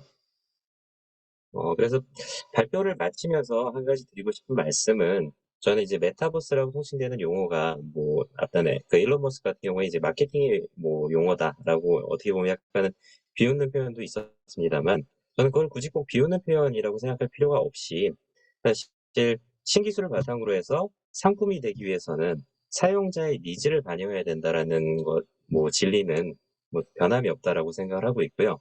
사용자의 니즈를 명확하게 해결해 줄 수 있는 방법을 여러 가지 기술을 융합해 가지고 적용을 시켜서 상품화시키는 것들이 바로 메타버스의 B2C라고 생각을 합니다. 그래서 뭐 특정 저희도 마찬가지로 예전에 그랬었습니다만 특정 하드웨어에 뭔가 너무 얽매여 있거나 혹은 최근에 트렌드라고 되어 있는 그 뭐 제품화가 되어 있고 있는 혹은 플랫폼 같은 거에 얽매여 있는 상태에서는 사실은 실제로 상품화가 돼서 사용자들에게 선택을 받을 가능성이 조금 더 어렵다고 생각을 하고요. 기본적으로 상품화의 본질인 사용자의 니즈를 해결하는 것부터 접근을 해서 거기에 우리가 가지고 있는 기술들을 어떻게 써먹을 수 있을까를 조금 더 고민을 해보신다면 현실적인 방법이 될 수 있지 않을까 생각합니다. 네, 이상으로 발표를 마치겠습니다. 감사합니다. 예, 그 발표하시느라고 고생 많으셨고요. 데이터로 접근한 메타버스의 상품화 전망이라는 주제로 브로틴의 문성현 이사님께서 발표를 마쳐주셨고요.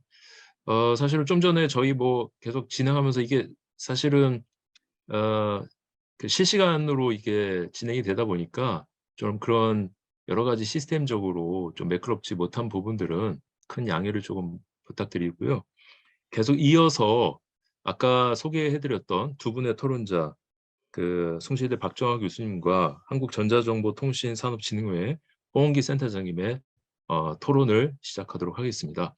그래서 먼저 박정화 교수님께서 뭐 제가 좀 진행했던 메타버스 B2C 동향 및 사례나 아니면은 문성희 이사님께서 발표하신 그런 내용을 가지고 좀 뭐 커멘트라고 할까요? 그리고 또 새롭게 뭔가 화두를 좀 던져주셔도 좋을 것 같고요. 네, 말씀 좀 부탁드리도록 하겠습니다. 네, 먼저 위원장님 발표 잘 들었습니다. 발표 말씀을 들으면서 저는 이제 성과, 지금까지 메타버스의 그 성과를 바탕으로 말씀을 하시면서 현재 시장과 또 이제 방향성, 그리고 그 방향성이 현재 기술과 융합이 돼서 어떻게 변화와 기회로서 우리가 살릴 수 있을까, 이런 취지를 좀 말씀을 하셨던 것 같아요. 또한 기업 측면에서는 이제 그 메타버스를 어떻게 적용할 수 있을까, 이런 고민을 좀 말씀을 하신 것 같습니다. 그래서 맞죠. 그래서 저는 그런 측면에서 이 토론을 딱 처음에 받았을 때 메타버스 산업에서의 B2C 관점에서 가장 중요한 게 무엇일까, 이런 거를 제가 한번 질문을 던지면서 생각을 해봤습니다. 지금 현재 메타버스에서의 이 비즈니스라고 하면은 기업과 개인이 수익을 창출하기 위해 가상의 공간을 활용하는 것이라고 할 수가 있습니다. 근데 지금 현재 어떤 시장이나 이런 것들을 보면 대부분이 기술 중심으로 진행이 되는 모습들을 많이 볼 수가 있어요. 저는 오히려 인터넷 비즈니스를 한번 살펴볼 필요가 있지 않을까. 오히려 지금 현재가 변화와 기회가 되는 어떤 시장이 만들어지고 있지 않나 생각을 하면서 우리가 잊고 지나가는 부분에 있어서 인터넷 비즈니스를 보면 우리가 아주 대표적으로 성공한 비즈니스는 4C라고 해서 4개의 C가 있습니다. 특히나 첫 번째는 컨텐츠가 있고요. 그다음에 두 번째로는 커뮤니티가 있었어요. 그래서 그 안에는 카페나 또는 우리가 밴드나 SNS를 통해서 이제 비즈니스가 활성화되고, 또 세 번째로는 커뮤니케이션. 그래서 채팅이나 메신저나 또는 우리가 화상회의나 이런 걸 통해 가지고 어떤 비즈니스가 만들어지는 사례가 있었고요. 마지막 네 번째가 커머스를 우리가 생각을 할 수가 있습니다. 그래서 그러한 인터넷 비즈니스의 성공적인 사실을 저는 이 네 가지 관점에서 생각을 하면서 기존의 인터넷 비즈니스는 커머스는 모든 마켓이나 쇼핑, 뭐 경매 이런 것까지 포함이 되는데요. 이런 것들이 각각이 이루어졌다면 지금 최근에 메타버스에서는 어떤가 서비스의 경계가 흐려지고 있다고 볼 수가 있고요. 이게 한 곳에서 이루어지고 있지 않나 이런 생각이 들었습니다. 그러면서 이야기를 하면서 제가 또 토론을 하셔야 되니까 짧게 말씀을 드리자면 제가 최근에 이제 봤던 내용 중에 에픽게임즈의 CEO 팀 스위니가 메타버스 경제에 대해서 이렇게 말을 했습니다. 저는 우리가 한번 생각해 볼 필요가 있지 않을까 이런 측면에서 말씀을 드리자면 우리는 단순히 3D 플랫폼과 기술 표준을 만들려는 것이 아니라 공평한 경제 체제를 만들어 모든 크리에이터가 이 경제 체제에서 참여해서 돈을 벌고 또 보상을 얻게 할 것이다. 그래서 이 체제는 소비자가 공평한 대우를 받고 대규모 시기나 편취 부정행위가 일어나지 않도록 또 회사가 이 플랫폼에서 자유롭게 콘텐츠를 발표하고 이를 통해 이윤을 얻도록 반드시 규칙을 정해야만 한다. 이런 얘기를 했는데 사실 지금 성공적인 우리가 메타버스를 보면 로블록스도 그렇죠. 실제 개발자들이 스튜디오를 만들었지만 그 안에 전 세계적인 개발자들이 들어가서 각자가 원하는 게임을 개발하고 거기에서 게임을 통한 어떤 자기 게임을 판매도 하지만 거기서 제품도 또 판매도 하고 그 안에서 수익을 얻는 이런 모습들을 볼 수가 있었습니다. 그래서 가상경제 융합이 활성화되려면 우리가 이런 부분을 생각을 해야 되는데요. 특히나 이 발언을 바탕으로 하나만 더 말씀드리자면 아바타가 메타버스 생활하는데 반드시 몇 가지 기본이 있어야 되는데 우리가 이것도 생각을 해봐야 될 것 같은데 짧게 네 가지만 말씀드리자면 첫 번째는 디지털 창조. 지금 제가 아까 우리 그 브로틴의 이사님 말씀 발표도 아주 잘 들었습니다. 예, 추가적으로 잠깐 말씀드리자면 제가 말씀을 들으면서 가상의 가치, 데이터 아주 핵심적인 말씀을 하셔가지고 이거를 귀에 딱 들었거든요. 근데 메타버스 산업에서의 데이터 가치에 대한 핵심을 말씀하셨는데 제가 고민을 한번 해봤어요. 어떤 고민을 해봤냐면 데이터 가치는 누구를 위한 것인가? 얘기를 듣다 보니까 이 데이터에 대한 가치는 대부분이 우리 기업의 입장에서 이렇게 이루어지고 있지 않나. 근데 실질적으로 메타버스의 유형 중에 첫 번째 증강현실이나 이러한 것들은 제대로 반영이 되고 있지만 실제 지금 에픽게임즈에서도 얘기했듯이 실제 창조 환경이나 이런 것들, 실제 참여해서 뭔가 할 수 있는 게 뭐가 있을까 이런 것들을 한번 말씀을 드리면서 하두를 좀 이렇게 드리고 싶고요. 그 부분에서도 좀 얘기하면 회사 차원에선 콘텐츠가 되지 않을까 이런 생각이 듭니다. 아까 또 그 발언에서 두 번째는 디지털 자산에 대한 거. 뭐 어떤 거래나 보상이나 있다면 그런 부분도 우리가 생각을 할 수가 있겠죠. 그다음에 세 번째가 디지털 시장, 네 번째가 디지털 화폐도 필요하지 않을까. 이런 측면에서 저희가 가상융합 활성화의 측면에서 고려하고 다양한 콘텐츠를 생각해 볼 수 있지 않을까. 이런 측면에서 생각해 봤습니다. 그래서 제가 네. 너무 길게 말씀드렸죠. 아니요, 더 길게 말씀하셔도 되는데 아주 간략하게 조금 잘 말씀해 주신 것 남겨놨습니다. 같습니다. 네, 네. 좋습니다. 예. 네, 계속해서 홍원기 센터장님. 네. 네, 일단 발표 너무 부탁드리겠습니다. 잘 들었고요, 교수님. 그리고 이사님 발표도 너무 잘 들었습니다. 근데 저는 사실 이제 그 교수님 발표를 들으면서 이제 좀 이제 우려되는 부분도 있고 좀 안 좋은 최근에 이제 실적이라는 이런 게 안 좋은 부분도 있긴 하지만 그냥 조금 그런 실적 말고도 저희는 이제 주로 이제 실증센터를 저희가 운영하면서 실제로 저희 XR 기업들 그리고 그 제품들이나 서비스들을 많이 이제 실증도 해드리고 평가를 해드리고 있는데요.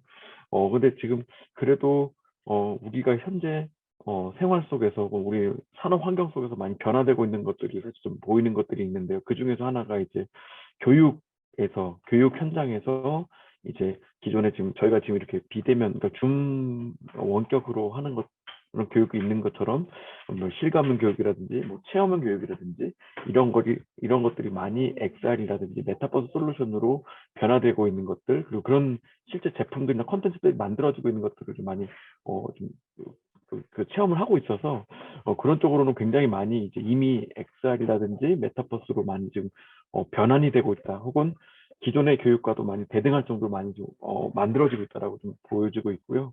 그리고 오늘 이제 골프에 대해서 말씀하셨긴 했지만 뭐 운동이나 피트니스, 헬스케어 분야에서도 기존에 이제 실제로 대면에서 1대1로 PT를 한다라거나 아니면 1대 N으로 이제 PT를 받는다라거나 혹은 그 넘어서 이제 스크린 형태로 해서 우리가 뭔가 이제 운동을 하는 것도 있었고, 그리고 나서 최근에 이제 뭐 메타퀘스트의 앱도 보면은 주로 그 탑셀링이라든지 많이 이제 페이드 돼 있던 그런 컨텐츠들 보면은 의외로 굉장히 피트니스라든지 운동을 하는 것 혹은 게임, 원래는 그냥 게임이긴 하지만 실제로 몸을 많이 움직이는 것들 대부분 많이 그 많은 매출액을 좀 만들고 있거든요. 그래서 그런 운동이나 피트니스, 헬스케어 관련된 부분에서도 굉장히 많이 이제 VR이나 메타버스에 관련된 그런 앱들이 많이 나오고 있고, 실제로 이제 매출도 많이 만들어지고 있다라는 생각이 좀 들고 있고요. 그리고 이제 좀 B2C로 좀 보면은 이제 특히 게임 같은 경우에는 VR 게임이 아직까지는 뭐 대세라고 보기는 어렵겠지만, 그래도 메타버스, 우리가 지금 얘기하는 메타버스, 아까 말씀드린 뭐 제페토도 있고 로블록스도 있고 이런 메타버스 솔루션들이 있고, 실제 지금 현재 많은 게임들 보면은 이런 경계가 상당히 일단은 굉장히 모호해진 것 같아요. 그러니까 게임이라고 해도 되고 메타버스라고 해도 되고 그런 형태로 좀 많이 좀 가고 있는 것 같고, 그 외에도 사실 이제 B2C라고 보기 좀 어려울 수도 있긴 하겠지만은 뭐 우리가 얘기하는 뭐 재택근무, 뭐 원격 근무, 뭐 비대면 근무라는 것들도 메타버스 솔루션 같은 것들이 만들어지면서 이제 적용을 해보고 있긴 하지만 어떠한 그러니까 어떠한 환경에서 이런 메타버스라든지 XR 기술을 활용하는 것이 좋을지는 이제 좀 앞으로 좀 지켜보면 될 것 같고요. 그리고 그 외에도 사실 가장 중요한 부분이 아까 사실 박정환 교수께서도 말씀하셨지만 커뮤니티, 우리가 흔히 이제 SNS라고 많이 표현을 하는데요. 우리가 SNS라고 했을 때 뭐 예를 들면 카페도 있었고 밴드도 있었고, 그리고 이제 지금은 다 외산으로 많이 좀 쓰이긴 하지만 뭐 트위터, 뭐 페이스북, 인스타, 그리고 요즘 젊은이들은 또 틱톡을 많이 한다고 하더라고요. 그래서 그런 SNS의 변천사들을 우리가 겪고, 그렇다고 해서 뭐 어느 하나를 우리가 사용하지 않는 것이 아니라 트위터도 쓰기도 하고 어떤 경우는 페이스북을 쓰기도 하고 어떤 경우는 또 인스타를 쓰기도 하고 되게 다양한 형태로 가고 있는데, 여기에서 우리가 그럼 과연 XR, 뭐 메타버스 솔루션들이 어떤 식으로 이제 포지셔닝을 할 수 있을까라는 거는 저희가 계속 이제 지켜보면 될 것 같고, 그리고 인터넷 같은 경우에도 우리가 사실 인터넷이라는 거는 정보를 찾는다거나 우리 정보를 탐색한다거나 정보를 구하기 위해서 하는 것도 있지만, 어떤 사람들과의 같이 서로 사통을 하기 위해서도 인터넷을 사용하는데, 그런 형태로 보기에 우리가 기존의 PC와 스마트폰을 쓰는 이제 인터넷 브라우저를 뛰어넘을 수 있을 만한 뭐 VR이나 AR이나 뭐 XR이나 메타버스 인터넷 브라우저가 나올 수 있을 것인가는 앞으로 좀 더 많이 좀 지켜봐야 되지 않을까라는 생각을 많이 하고 있고요. 어쨌든 그래도 많은 부분에서 실제로 그런 VR이나 AR이나 XR이나 메타버스의 기술들이 어느 정도 효용성이라든지 혹은 사용성 같은 것들 혹은 효과 같은 것들이 어느 정도 좀 입증이 되어서 이미 그러니까 입증이 되어 가지고 이제 많은 부분 그래도 좀 활용이 되어지고 있고, 그런 부분들이 실제로 사용자들에게 많이 좀 접근하고 있다라고 일단은 보고 있습니다. 네, 이상입니다. 네. 뭐 좀 전에 이제 말씀해 주신 그런 내용들로 우리 홍원기 센터장님이 긍정론자라는 걸 조금 확인할 수 있었고요. 그래서 충분히 이제 뭐 회의론적인 그것도 근거가 없는 건 아닌 것 같아요. 충분히 지금의 어떤 상황이 실질적인 어떠한 그 성과 자체가 제대로 나오지 않는 거는 사실은 기업 입장에서 보면은 굉장히 큰 리스크를 안고서 뭔가 하는 부분들이 있고요. 최근에 이제 제가 아까 말씀드렸던 몇몇 기업들하고 얘기도 해보고 하면서 기업들이 메타버스에 대한 가능성이나 기대감을 지금 저버리지는 않는 건데, 이게 그렇다고 지금 당장 기업의 성과나 그리고 어쨌든 기업이 돌아가려면 이게 뭔가 비즈니스적으로는 뭔가 충분히 그 수익을 창출해야 되는데 지금 그렇지가 못하니까, 아시다시피 기존의 뭐 IT 중소기업 IT 기업들이나 뭐 영상을 했던 기업들, 게임 기업들, VFX 기업들이 사실은 메타버스 쪽으로 많이 이렇게 그 전환을 하는 과정 속에서 기존에 이제 그 기대감이 컸기 때문에 그걸로 인해서 정부에서 지원도 받고 투자도 받으면서 어느 정도는 이제 진행을 했단 말이죠. 근데 그게 어느 정도 이제 지나면서 이제 시장에서 메타버스가 당장 수익 내기가 어렵다고 하니까 투자도 사실 쉽지가 않고, 정부 지원도 사실 뭐 우리가 계속해서 그것만 이제 좀 바랄 수 없는 상황이 있다 보니까 굉장히 어려움에 직면해 있다. 그런 것들은 굉장히 가시적으로 보이는 것 같아요. 그러면서도 아까 말씀드렸던 것처럼 그런 기대감이나 가능성을 저버리기 어렵기 때문에 기존에 했던 것들을 다시금 이렇게 일을 하시면서 메타버스에 대한 조금 그 기회를 엿보고 계시는 부분들하고, 그다음에 아까 말씀드렸던 그 기업 서비스적인 측면에서의 좀 돌파구를 찾으시려고 하는 그런 부분들이 좀 많이 엿보였어요. 엿보였고, 한번 제가 저기 센터장님 말씀하신 김에 그 실증 센터에 지금 디바이스가 굉장히 많이 그 테스트할 수 있는 디바이스들이 많이 배치가 돼 있잖아요. 거기에 한국 기업, 뭐 중소기업도 좋고요. 그 기업들이 만든 그 디바이스들이 좀 있나요?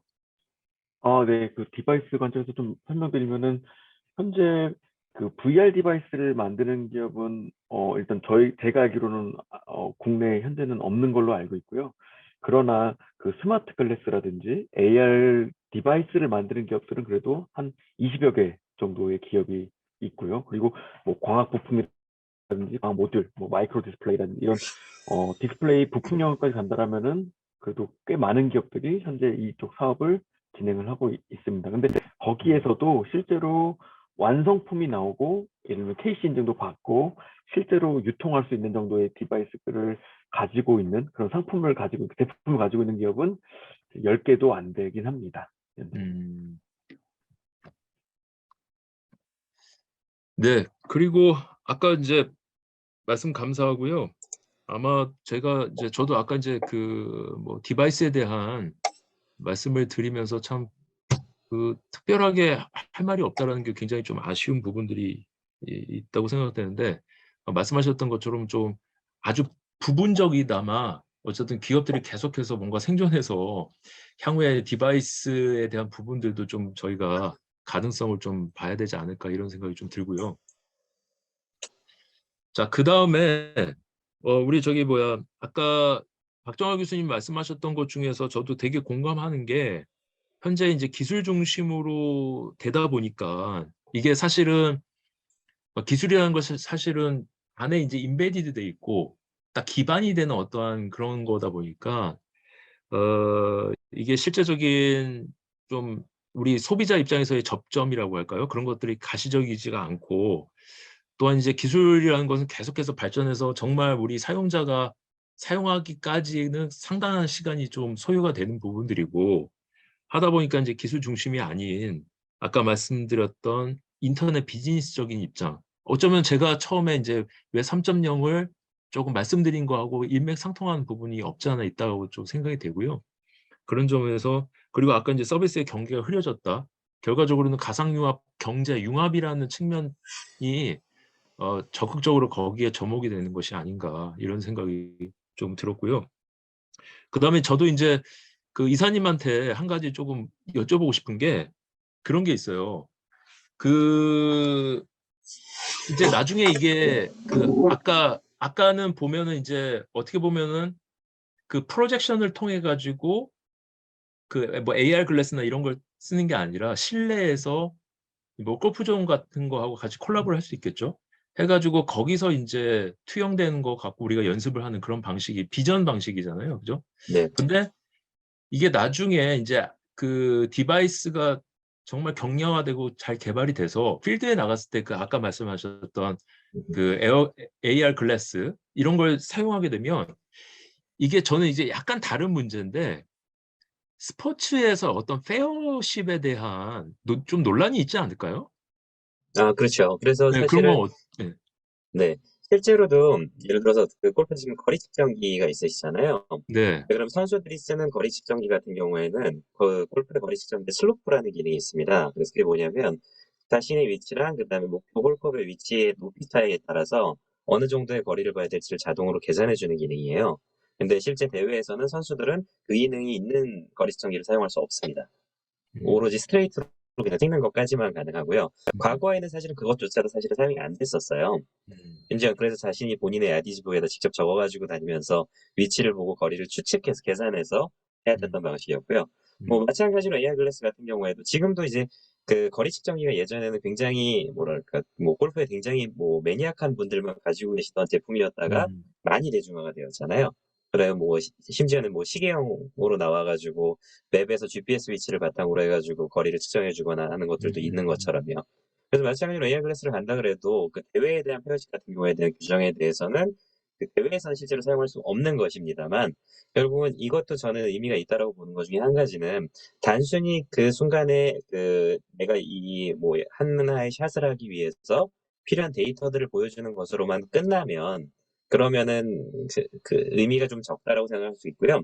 실제로 쳤던 부분에 대한 기록들까지 전부 다 남긴다 그러면 뭐 얼마든지 가능하잖아요. 그러니까 GPS를 바탕으로 해서 현재는 GPS의 오차 범위도 사실은 거의 1m 이내로 들어왔고 그러면 처음에 쳤던 위치에서 실제 뭐 AR 글래스가 만약에 IMU 센서 같은 거를 가지고 있다 그러면 헤드의 그러니까 머리의 움직임을 통해 가지고 내가 샷을 했는지 안 했는지까지도 판단이 가능할 것이고 그걸 바탕으로 해서 내가 어느 시점에서 어떻게 쳤다라는 것들이 다 기록이 된다면 사실은 그게 선수들이 그 아날로그로 야디즈북에다 적던 행위였거든요. 그래서 저는 기술이 적용시킨다라는 것 자체는 그 이 기술을 바탕으로 예전에 못하던 거를 새롭게 하는 것들도 있을 수 있겠지만 기존에 불편하게 하던 거를 되게 편하게 해주거나 아니면 기존에 불편하게 직접 해야 됐던 것들을 자동으로 해주거나 이런 쪽으로 접근을 하는 것들이 그 실질적인 사용자들에게 사용을 하도록 하게 만드는 데 더 도움이 되는 방법이라고 생각합니다. 그러면 아마 저기 뭐야 AR 쪽으로 아마 계속해서 연구를 하셨으니까 기존에 갖고 계셨던 그런 좀 원천 기술이라고 할까요? AR에 관련된 그런 것들을 활용하게 되면 네. 이게 단지 이제 골프가 아니라 다른 스포츠나 뭐 이런 부분에서도 적용이 가능한 부분들이 좀 있을 것 같은데 네네. 그런 것까지 좀 확장된 개념으로 좀 생각해 보신 적이 있으신가요? 아, 네, 있습니다. 그러니까 뭐 당연히 일단은 저희가 골프공을 추적하는 것도 이미지 프로세싱으로 그 공이라는 객체를 인식해가지고 하는 거기 때문에 사실 특정한 그 공이나 혹은 모젝트를 활용하는 것들은 사실 뭐든지 다 가능은 하고요. 가장 처음에 골프라는 스포츠로 선택을 했던 이유 중에 한 가지는 아무래도 기업은 이윤을 추구하는 집단이기 때문에 시장의 규모에서 가장 가치가 큰 부분, 특히나 일반 사용자들도 많이 되어 있는, 그 인프라가 많이 구축이 되어 있는 산업적으로 접근을 할 수밖에 없었고요. 뭐 이후의 발상으로는 사실은 뭐 최근에 많이 호황기를 겪고 있다라고 하는 뭐 테니스 쪽이라든가 그런 식의 여러 가지 스포츠들도 얼마든지 발전을 할 수 있다고 생각을 합니다. 근데 다만 어쨌든 하나의 스포츠를 그 온전히 제품화시킨다라는 것 자체에도 굉장히 많은 투자와 시간이 걸리는 일이거든요. 그래서 저는 보통 그 뭐 개인적인 의견입니다만 일반적인 기업들이 할 때 분야를 늘리는 방식으로 어떻게 보면 사업의 범위를 확장을 시키는 것도 있는데요. 그 부분은 반대로 또 리스크함을 가져온다라고 생각을 합니다. 왜냐하면 실제 오프라인에서 물리적인 공간과 무언가 제품이 있거나 이런 것들이 필요한 무언가를 개발을 한다라는 것들은 그거를 만들기 위해서 굉장히 많은 공간적인 부분들까지도 필요하거든요. 그리고 그런 것들이 제대로 구축이 되어 있지 않은 상태에서 단순히 시뮬레이션만으로 그 구현을 한다라고 하면 실제로 만들어진 결과물들은 그 사용자가 사용할 수 있는 수준이 되기가 어렵다고 보기 때문에 그래서 아마도 저희 입장에서 계속해서 이제 골프라는 스포츠를 계속해서 파 나가게 될 것 같고요. 그런 측면에 대해서는 뭐 다른 사업을 영위하시는 기업들에서도 그 그런 유혹에 빠지기 쉽거든요. 그러니까 하나의 업계에서 어느 정도 시장을 조금 장악했다 싶으면 그다음에 키우는 것들은 아예 새로운 분야로 가는 것들이 더 쉬워 보일 수 있는데 그것보다는 이쪽에서 조금 더 깊게 파는 게 좀 더 안전한 선택이 아닌가 저는 지금은 그렇게 생각하고 있습니다. 예. 말씀 감사합니다. 저희 뭐 너무 이렇게 저기 뭐야 그 중간에 제가 갑자기 질문을 드려 가지고 아마 그 텀이 조금 있었던 것 같아요. 아까 박정하 교수님께서 그 질문하셨던 그 내용 다시 한번 조금 시간이 흘러 가지고 박정하 교수님 그 간략하게 질문 내용을 다시 한번 문성현 이사님한테 말씀해 주시겠어요? 네. 제가 질문이 좀 길었죠. 하고 싶은 이야기가 많다 보니까 조금 길었는데요. 저는 들으면서 아까 제가 핵심 키워드로서 데이터 가치에 대한 핵심 가상 데이터 너무 중요한 이야기고 결국은 메타버스 가상융합 경제에서 중요한 부분인데 지금 현재 아까 말씀드린 거는 데이터 가치를 누구를 위한 것인가. 보통 제가 항상 이야기하는 것 중에 기술이 인간에게 어떤 가치를 줄 것인가 사용자 관점에서 메타버스는 현실의 연장선으로 연결이 돼야 된다 이런 얘기 제가 많이 합니다. 근데 지금 기술도 너무 좋고 지금 가지고 있는 기술이 기업이나 개인에게 뭐 트래킹, 또 물리 시뮬레이션, 프로젝션 매핑, 또 AI 이머시브 프로세싱 너무 중요한 기술들인데 이걸로 기업이 데이터가 쌓여서 성공하고 발전하는 것 플러스 고객의 가치로서 고객에도 어떠한 경제가 수익을 창출할 수 있는 에픽게임즈의 CEO님처럼 말씀하신 것처럼 그런 거를 준비가 되면 훨씬 더 하나의 조금 더 추가적으로 성장할 수 있지 않을까 이런 측면에서 그런 부분을 생각을 하시는 부분이 있는지 네, 그거를 여쭙고 싶었습니다. 네. 네. 일단은 저희가 출발했던 데이터의 관점에서의 접근은 순수한 가상의 데이터는 아니었고요. 기존의 현실에 존재를 하지만 데이터화되지 않았던 부분을 새로운 기술을 바탕으로 해서 뭐 센서가 되었던 이미지 프로세싱이 되었던 이런 기술을 바탕으로 해서 데이터화 시킨다라는 것들이 이제 포커싱이었고요. 그 교수님 말씀하셨던 그 데이터를 바탕으로 해서 뭐 결국은 그 데이터를 만들어내는 그 말씀하셨던 뭐 에픽게임즈나 혹은 로블록스나 이런 것처럼 일종의 뭐 컨텐츠 크리에이터라고 할 수도 있을 것 같고요. 그런 그 데이터를 만들어내는 사람들이 무언가 가치를 얻을 수 있다라는 측면에 대해서는 저는 어떻게 생각하냐면 저희가 지금 현재 하고 있는 비즈니스가 골프다 보니 골프에 빗대어서 말씀을 드리자면 과거의 골프 레슨 같은 경우에는 지금도 현재도 퍼팅에 대해서 주는 레슨이 거의 없는 편에 가깝고요. 스윙의 레슨이 과거에는 그 굉장히 아날로그식이었어요. 그러니까 뭐 예를 들어서 그 실제로 골프 연습장에 가가지고 레슨 프로가 있으면 자세를 잡게 해놓고 자세가 조금 이상하다 싶으면 뭐 예를 들어서 허리를 조금 더 숙여봐라, 머리 위치를 바꿔봐라, 팔을 꺾이지 않게 해라, 왼팔을 펴라, 뭐 이런 식으로 표현을 했거든요.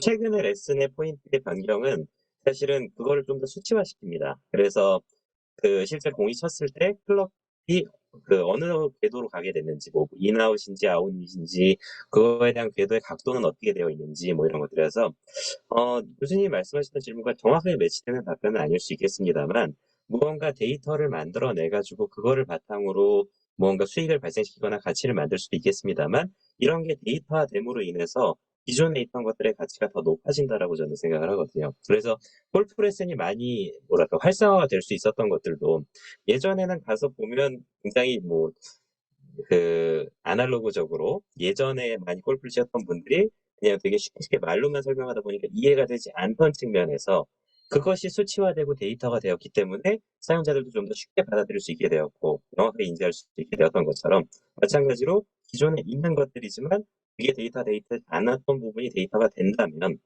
기존에 있던 것들의 가치가 조금 더 올라갈 수 있지 않을까라는 측면으로 생각하고 있습니다. 네, 추가적으로 하나만 더 음. 말씀드리면 최근에 하나의 우리가 메타버스를 마케팅 측면에서 바라보잖아요. 근데 지금 하나의 또 트렌드 마케팅이라고 할 수 있다면 경험 공유 마케팅이 하나의 또 메타버스에서의 트렌드라고 할 수가 있습니다. 그렇기 때문에 그러한 측면도 한번 우리가 3D 가상의 어떤 물리적 경험을 공유하는 공유 경험 측면에서도 한번 고려해 보시면 도움이 될 거라고 생각이 됩니다. 네, 알겠습니다. 네.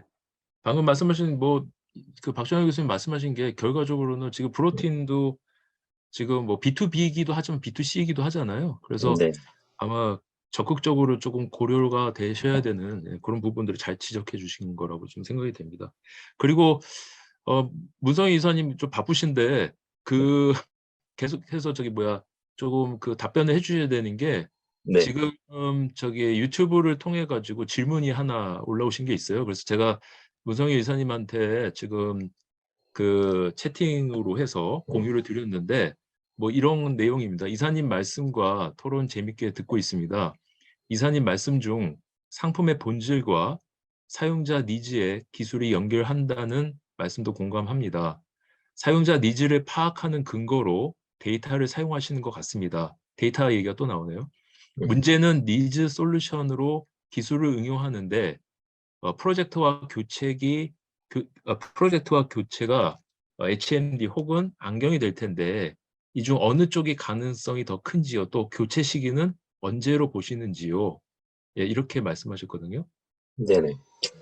일단은 저희가 그 하고 있는 메인 비즈니스에서 말씀드리자면 골프 쪽으로는 저는 뭐 AR 글래스가 더 높다고 생각합니다만 사실은 그렇게 생각하는 이유에는 약간의 딜레마는 있습니다. 그러니까 결국은 스포츠이기 때문에 무언가 몸에 걸치는 행위들 자체가 본인의 몸으로 인해서 무게감이 느껴져서 물리적으로 근육에 대한 자극을 주게 된다 그러면 사실은 그 스포츠 행위 자체에 방해가 되거든요. 그래서 아시겠지만 현재 HMP들 같은 경우에는 경량화를 많이 시켰다고는 하지만 여전히 뭐 250g, 300g 뭐 이 정도쯤의 무게를 가지고 있고요. 그 음, 특정 머리에만 이제 집중이 된다 그러면 아무래도 실제로 행위를 하는 것 자체에 그 방해가 될 것이거든요. 아마 상상을 해보시면 저희도 사실 그걸 일종의 프로토타입 시켜서 만들었던 적이 있어요. 그러니까 그 HMD를 쓰고 그다음에 그 클럽에다가는 센서를 부착하고 그러면은 실제로 그 클럽을 내가 스윙을 했을 때 하는 것들이 컨텐츠에 적용을 시킬 수 있기 때문에 하지만 그거를 쓰고 온전히 스윙을 한다라는 행위를 하는 것 자체는 굉장히 어려운 부분이었고요. 음, 그런 측면에서는 AR 글래스가 훨씬 더 가능성이 높다고 생각을 하는데 AR 글래스의 가장 큰 제가 생각하는 단점 중에 한 가지는 바로 시야각이거든요. 그러니까 아무래도 진짜 결국은 UD에 투사를 시켜가지고 반사를 시켜서 눈에 보이는 부분이다 보니까 상하 시야각이 극단적으로 좁습니다. 그래서 아마 홀로렌즈 같은 것들을 많이 써셨어요. 실제로 착용해 보셨던 분들도 느끼셨겠지만 AR 글래스를 딱 썼을 때 기대하는 것은 보통 뭐 웹에서 나오는 홍보 이미지나 이런 것들이 있는 것처럼 눈앞에 커다란 화면이 딱 펼쳐지면서 거기에 여러 가지 정보들이 나오는 것들인데 실제로 쓴 이미지에서는 그 잘려서 거의 눈앞에 한 요 정도 사이즈의 음, 음, 이미지밖에 보이지가 않죠. 그러다 보니 그 현실로 갔을 때도 상하이 시야각이 작으면 그만큼 표현해 줄 수 있는 정보에 한계가 있을 수밖에 없거든요. 그래서 그 부분 때문에 여전히 문제가 있는 게 한 가지가 있고요. 또 한 가지는 AR 글래스의 발전 방식, 그 발전 범위 자체가 지금 현재 제 개인적인 생각으로는 하드웨어 성능에 예전에는 이제 여러 가지 센서들을 집어넣고 하는 측면에서 오히려 굉장히 단순화시키고 경량화시키는 데 좀 더 포커싱이 되는 것 같거든요. 최근의 추세는 나오는 하드웨어들을 보면. 근데 그러다 보면 반대로 원래는 할 수 있었던 여러 가지 센서를 통해서 데이터화 시킨다는 부분이 안 되고 그냥 디스플레이만 그 안경으로 전환된 것뿐이라는 부분들이 있기 때문에 그 부분에 있어가지고는 조금 더 아쉬움이 많이 느껴지고 있고요. 그거 가지고 실제로 과연 상품화가 될 수 있을까라는 부분에 대해서는 저는 조금 부정적으로 보고 있는 편이고요. 그래서 시기적인 거를 질문을 하셨는데 그거는 솔직히 말하면 저도 하드웨어 쪽을 제가 만드는 건 아니기 때문에 예측하기는 조금 어렵고요. 그 실제 저희가 하는 골프라는 스포츠가 아닌 다른 형태의 뭐 스포츠가 되었던 어쨌든 분야자는 측면에 대해서에 대한 가능성은 저는 HMD 쪽이 좀 더 높다고 생각을 하고 있고요. 그 이유는 HMD는 조금 더 많은 다양한 센서들과 정보를 수집할 수 있는 기술들이 적용이 되어 있기 때문에. 근데 그렇지 않고 AR 글래스에서도 그런 제품이 나온다 그러면 당연히 AR 글래스가 더 좋을 수 있다고 생각합니다. 음. 예, 말씀 감사합니다. 저도 이제 뭐 HMD나 뭐 글라스 형태 자체가 결과적으로는 두 가지 다 같은 방향으로 가야 되는 부분들이 있어요. 무슨 말이냐면 가성비적인 측면이라든지 경량화라든지 뭐 이런 측면은 두 타입 모두 같이 가져가야 될 그런 공통적인 부분이라고 생각되기도 하고 각각이 갖는 아까 이제 이사님 말씀하셨던 장단점이 분명히 있거든요. 그렇기 때문에 어떤 그 분야 그리고 상황에 맞게 발전하지 않을까. 각각의 특성적인 부분들이 있기 때문에 그렇게 가지 않을까. 그렇게 생각이 좀 들고요.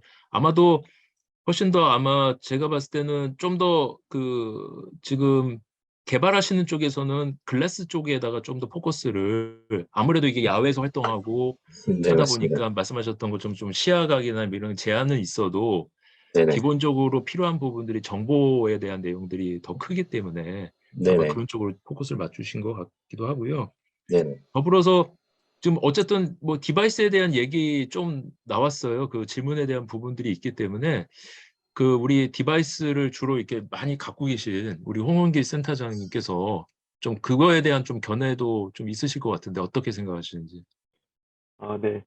그러니까 이게 보면은 사실 저도 골프를 해본 경험은 없지만 그래도 골프와 관련된 용품들로서 이를테면 거리 측정기도 있고 그리고 제가 알기로 스마트워치에다가 이렇게 내비게이션 같은 것도 이렇게 있는 걸로 알고 있어요. 근데 이제 이런 좀 단순한 정보를 제공해 주는 것, 그러니까 뭐 수치를 알려준다라거나 위치 정보를 준다라거나 이렇게 좀 단순한 정보를 주는 형태로는 아마 지금 현재 디바이스, 현재 이게 AR 글라스라고 하는 게 스마트 글라스라고 얘기하는 게 졸지는 좀 애매하긴 하지만 그 정도의 정보는 충분히 안경 형태로도 쓸 수는 있지만 아직까지 그래도 AR 디바이스들의 그 제한 한계가 뭐냐면은 뭐 배터리를 그 골프를 몇 시간을 하는지는 저도 잘 모르지만 그 충분한 시간을 제공해도 못 해줄 수 있다라는 그런 아직까지 제한들이 좀 있고 그리고 아까 말씀하신 것처럼 그래도 최근에는 IMU 센서라는 여러 가지 센서를 스마트 글래스에서 넣어서 이제 구현하려고 하는 그런 제품도 국산으로도 많이 나오고 있긴 합니다. 그런 것들이 어쨌든 성능이라든지 기능적으로 충분히 충족이 된다라면은 아마 활용하실 수 있을 거라고 충분히 생각을 하는데 이제 제가 사실 그 브로틴 문성현 이사님 발표를 들으면서 좀 놀랐던 거는 어쨌든 생각보다 많은 데이터, 사용자의 데이터를 디지털 전환시키는 부분들, 이를테면 사람의 움직임을 모션 데이터로 그것도 실시간으로 분석도 할 수 있게끔 이제 얼마 안 남았다라는 생각이 드는데요. 이를테면은 그 아까 그 전문 골퍼들, 그 스포츠 선수들에 대한 어떤 전문 지식이라든지 아니면 이런 어떤 동작에 대한 기술 이런 능력 같은 것들을 어쨌든 이게 디지털 전환을 시키는 것이잖아요. 그런 것들이 또 굉장히 데이터가 많아지면은 우리 일반 사용자들 혹은 조금 숙련되지 않은 그런 사용자들도 그런 모션 데이터를 효과적으로 우리가 잘 보여주고 그리고 우리한테 그 교육용으로 쓸 수 있다라면은 굉장히 많은 사람들이 골프에 대한 그 스포츠에 대한 굉장히 재미도 많이 느낄 수 있을 것 같고 그 실력 향상에도 큰 도움이 되는 형태로 갈 수 있지 않을까 이렇게 좀 아주 인상 깊게 발표를 들었습니다. 네.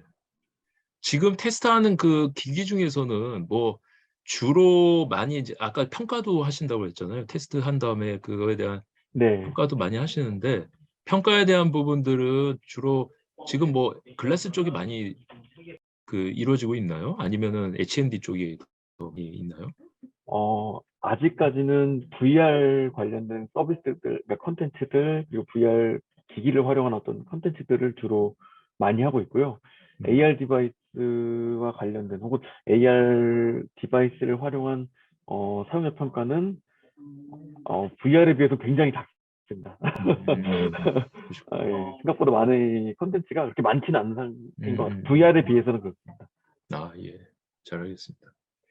자, 저는 예. 네, 디바이스와 관련해서 말씀 나오셨으니까 그거와 추가적으로 좀 더 이렇게 의견들을 여쭤보고 싶습니다. 센터장님도 그렇고, 예, 저희 교수님도 그렇고, 현재 지금 보면은 가볍고 편리한 다양한 디바이스들이 나오고 있지만 사용자 환경에 맞춤형 UI는 좀 부족함이 있지 않은가.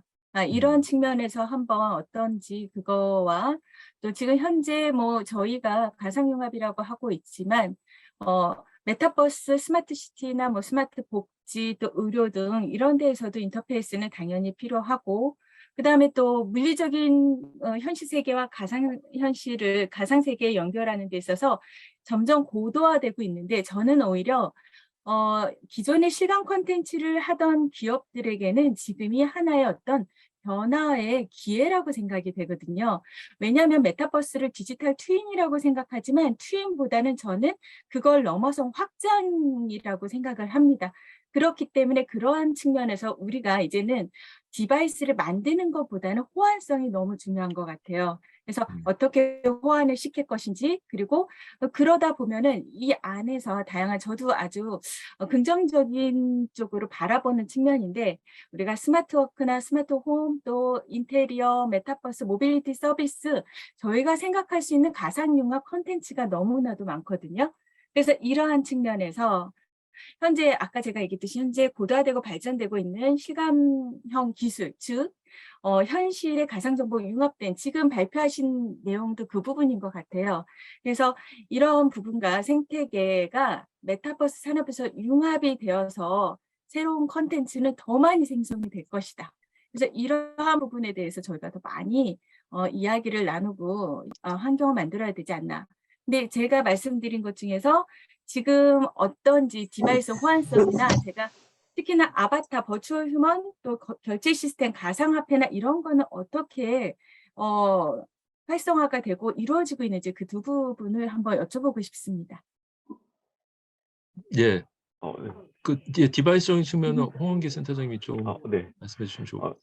그러니까 이게 좀 재밌는 거는 VR은 거의 저희가 이제 우리가 VR 기기 이제 최근에 이제 출시된 거라든지 예전에 출시된 것들을 보면은 대부분 이제 HMD 형태의 이제 그 컨트롤러를 가지고 있고 보통 트리거 버튼도 있고 이제 중간 중지 버튼이 있는 이런 형태로 거의 이제 만들어지고 있고 대부분 그렇게 또 약간 표준화 같이 돼서 그렇게 가고 있는데 AR 디바이스 같은 경우에는 굉장히 다양한 형태의 인터페이스와 인터랙션 장치를 가지고 있습니다. 이를테면은 재작년에 LG U 플러스에서 출시했었던 그 리얼 글래스는 스마트폰을 연결해서 사용하는 AR 글래스이기 때문에 스마트폰의 그 터치 스크린을 가지고 터치를 한다거나 이런 형태로 조작을 할 수가 있었고요. 그 외에도 다른 이제 AR 글래스들을 보면은 이제 컨트롤러를 가지고 있는, 그러니까 버튼을 누르는 것이나 혹은 터치 패널을 가지고 있는 그런 컨트롤러를 가지고 있는 AR 글래스가 있는 반면에 어떤 경우에는 아예 컨트롤러가 없고 그 안경대에 있는 터치 센서를 가지고 쓸어내린다라거나 아니면 클릭을 한다라거나 이런 식으로 이제 작동되는 글래스도 있는 반면에 이제 또 그래도 많이 지금 R&D용으로 활용하고 있는 이제 MS의 홀로렌즈를 보면은 이제 허공에다가 이제 손가락을 찍는다라거나 혹은 이제 핀치를 한다라거나 이런 형태로 지금 조작을 하는데 이 여러 가지 조작 방식들 중에 대부분 이제 내추럴 핸들을 사용하는 것들은 굉장히 아직까지도 좀 학습하기도 좀 어렵고 그리고 이걸 다루는 거에 굉장히 익숙하지 않다라는 기존의 사용자들이 어떤 익숙하지 않다라는 그런 단점이 있는데요. 그래서 대부분이 이제 컨트롤러를 사용하는 형태로 많이 지금 개발하고 있는 것은 같아요. 그런데 어떤 이런 것들도 이제 VR에 비해서 AR은 아직까지도 사용자들로 하여금 아직 그 제품의 어떤 완성도나 혹은 이 컨트롤 그 인터랙션 하는 방식이 좀 아직까지 수용되기에는 조금 더 많은 시간이 좀 필요할 거라는 생각을 좀 하고 있습니다. 저는 뭐 인터페이스에 대한 좀 얘기를 하고 싶은데요. 그러니까는 지금 사실상 그 AR도 그렇고 VR도 그렇고 메타버스도 그런데 이게 실제적으로 지금 구현되는 그런 정도가 사실은 일반적으로 우리가 기대하는 수준은 사실은 그거를 우리가 경험해서 기대하는 게 아니라 사실상 이게 홍보된 것들, 그 다음에 이게 영상으로 만들어진 것들에 우리가 수준을 맞추다 보니까 이게 사실은 굉장한 갭이 있다라고 저는 생각이 되고 그래서 회의론적인 측면에서 일론 머스크가 이게 마케팅 용어다 이렇게 얘기한 것도 사실 그런 기대감에 사람들이 많이 투자를 하고 하지만 사실상 현실에서 본다면은 기대에 못 미치는 거죠. 일반 대중의 어떤 눈높이에서는. 그런 갭 자체가 굉장히 크다고 생각이 되고요. 실제적으로 우리가 그런 소비자가 그런 거를 기대하지 않고 실제적으로 내가 필요한 컨텐츠나 플랫폼을 위해서 들어간다 손 치더라도 또 거기서 조금 좀 무너지는 것들이 좀 있지 않나 그런 생각이 좀 들어요. 무슨 얘기냐면 지금 뭐 조작하는 거에 있어서도 많이 또 편리성이라든지 이게 우리가 컨트롤러가 있어서 그걸 조작하는 부분들도 많이 개선이 됐다라고 생각이 되거든요. 개선이 됐는데 그게 사실은 우리가 생각했던 그 영화상에서 나오는 그런 인터페이스로 펼쳐지지 못하는 거는 그러한 복잡함을 UI적인 측면에서 우리가 설계를 하기 어렵기 때문이라고 저는 생각이 돼요. 그러니까 그런 복잡한 그러한 기능들을 하는 것조차도 사실 UI적으로 풀어서 그게 편의성적인 측면에서 제공이 돼야 되는데 아직 거기까지 가기에는 좀 멀지 않았나 이런 생각 때문에 말씀하신 것처럼 인터페이스가 굉장히 중요하다고 저는 생각이 돼요. 이게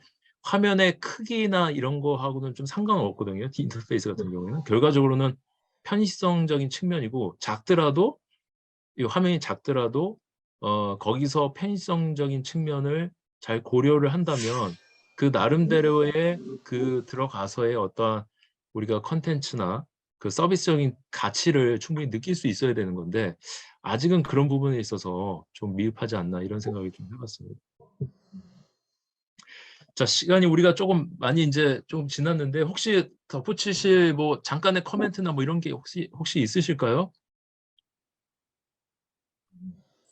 아까 말씀하셨던 호환성이라는 측면에 대해서 개발 음, 쪽에서 말씀을 드리자면, 어쨌든 과거에 비해서는 기본적으로, 그러니까 무언가 어플리케이션을 만든다거나 하는 것들이 엔진 기반으로 활용이 되는 것들이 많기 때문에, 새로운 하드웨어가 나왔을 때도 각각의 하드웨어 제조사들도 그 해당 엔진에서 개발할 수 있는 SK들을 제공을 하기 때문에 예전보다 편해진 거는 사실입니다. 그래서 그런 측면에서는 접근을 하는 게 조금 더 용이해지기는 했는데요. 근데 그 말씀하셨던 그 사용자 인터페이스라는 측면에서는 그 사용자 인터페이스에 정말 많은 투자를 해야지만 그 컨텐츠 자체 뭐랄까 사용성이라 그럴까요? 그런 것들이 조금 더 높아질 거라고 생각하는 게 아시다시피 이게 결국 소프트웨어잖아요. 근데 HMD를 썼을 때 사람들이 인식하는 것들은 내가 일종의 가상 현실의 공간에 들어와 있다인 건데 그러니까 실제 현실의 공간에서는 어떤 물건이든 간에 내가 건드리면 무언가에게 나에게 상호작용을 주게 됩니다. 그러니까 뭐 그게 위치가 옮겨지게 되었던 아니면 내 피부로 인해서 느껴지는 촉감이 되었던. 근데 이게 소프트웨어로 전환이 되다 보니까 그 모든 뭐 대상이 되는 오브젝트가 되었던 어떤 물건이 되었던 사실은 그 개발자가 지정을 해놓지 않으면 그 상호작용을 줄 수 없는 케이스가 발생이 되죠. 그래서 저희가 예전에 만들었던 VR에서 그 방탈출을 소재로 한 게임을 만들었었는데요. 그때는 사실 제일 어려웠던 문제 하나가 뭐냐면 결국은 인터페이스, 그러니까 상호작용을 하는 거에 대한 일관성을 잘 유지시키지 않으면 사용자가 그다음부터는 무엇을 하게 될지 모른다라는 거예요. 그래서 그런 측면에서 생각보다 사실은 VR 컨텐츠를 만들 때 컨텐츠 자체를 만드는 부분에 있어가지고 뭐 예를 들어서 게임이라 그러면 뭐 그래픽 리소스를 만들고 각종 연출을 만드는 것들도 있지만 그거에 못지않게 인터페이스를 개발하는 데 시간이 굉장히 많이 들어갑니다. 그러니까 그냥 일반 PC 게임을 만들 때나 뭐 이런 부분에 비해서 뭐 굳이 게임이 아니더라도요. 할 때 입력 인터페이스와 출력 인터페이스는 그 일관적인 클릭이라는 행위로 이루어진다 그러면 이거는 3D 공간상에서에 대한 가상세계이기 때문에 개발 비용도 그보다 훨씬 더 많이 들어간 부분에서 사실은 좀 어려움이 있고요. 그 부분에 대해서는 저도 뭐 당연히 표준화가 됐으면 좋겠다라고 생각을 하고 있습니다만 아직까지는 컨트롤러로서의 표준화도 뭐 예전보다 많이 낮았습니다만 됐다라고 보기 좀 어려운 것 같고 그다음에 실제 그 손을 인식하는 방식에 대한 부분에 이미지 프로세싱을 활용을 하는 부분에 대해서는 그것도 마찬가지로 한계가 있거든요. 그래서 그 VR HMD 그 개발사들이 글로브 형태로 만든 이유 자체가 저는 그거라고 생각을 하는데 보통은 지금 현재 손을 인식하는 것들은 그 HMD 앞쪽에 이제 카메라가 달려 있어 그거를 손으로 찍어가지고 손의 형태를 인식하는데 그거는 올바른 손의 형태를 띄었을 때만 사실은 인식이 되는 거거든요. 그래서 저희가 골프에서 실험을 해봤을 때도 그 보통 그 어드레스라고 하는 부분에서 그립을 잡게 되는데 이렇게 해서 손을 겹치게 되면 인식을 못하게 됩니다. 형태가 어그러지기 때문에 그런 부분에 있어가지고는 아직까지는 말씀하셨던 대로 가야 될 길이 굉장히 많이 좀 먼 상태가 아닌가 네 그렇게 생각하고 있습니다. 예, 말씀 감사합니다. 사실 뭐 그 하고 싶은 얘기 또 논의할 내용은 굉장히 많지만 예, 시간이 다 된 관계로 예, 일단 마무리하도록 하겠습니다. 어쨌든 오늘 장시간 이렇게 발표와 그다음에 토론에 임해주신 세 분께 진심으로 감사 말씀을 드리고요. 계속해서 저희 뭐 아까 말씀드렸던 것처럼 세미나가 뭐 10월, 11월 컨퍼런스까지 이어지기 때문에 끝까지 큰 관심과 또 좋은 의견 좀 부탁드리도록 하고요. 아마 이번 우리 B2C가 끝나면 이후에 2시부터 또 B2B, 그다음에 기술 분과 계속해서 이어집니다. 그래서 여기 유튜브를 시청하시는 많은 분들도 계속해서 관심과 계속해서 저희 포럼 많은 시청 부탁드리도록 하겠습니다. 예, 그럼 이상으로 저희 B2C 분과 1차 세미나를 모두 마치도록 하겠습니다. 네, 고맙습니다. 네, 감사합니다. 고맙습니다. 네.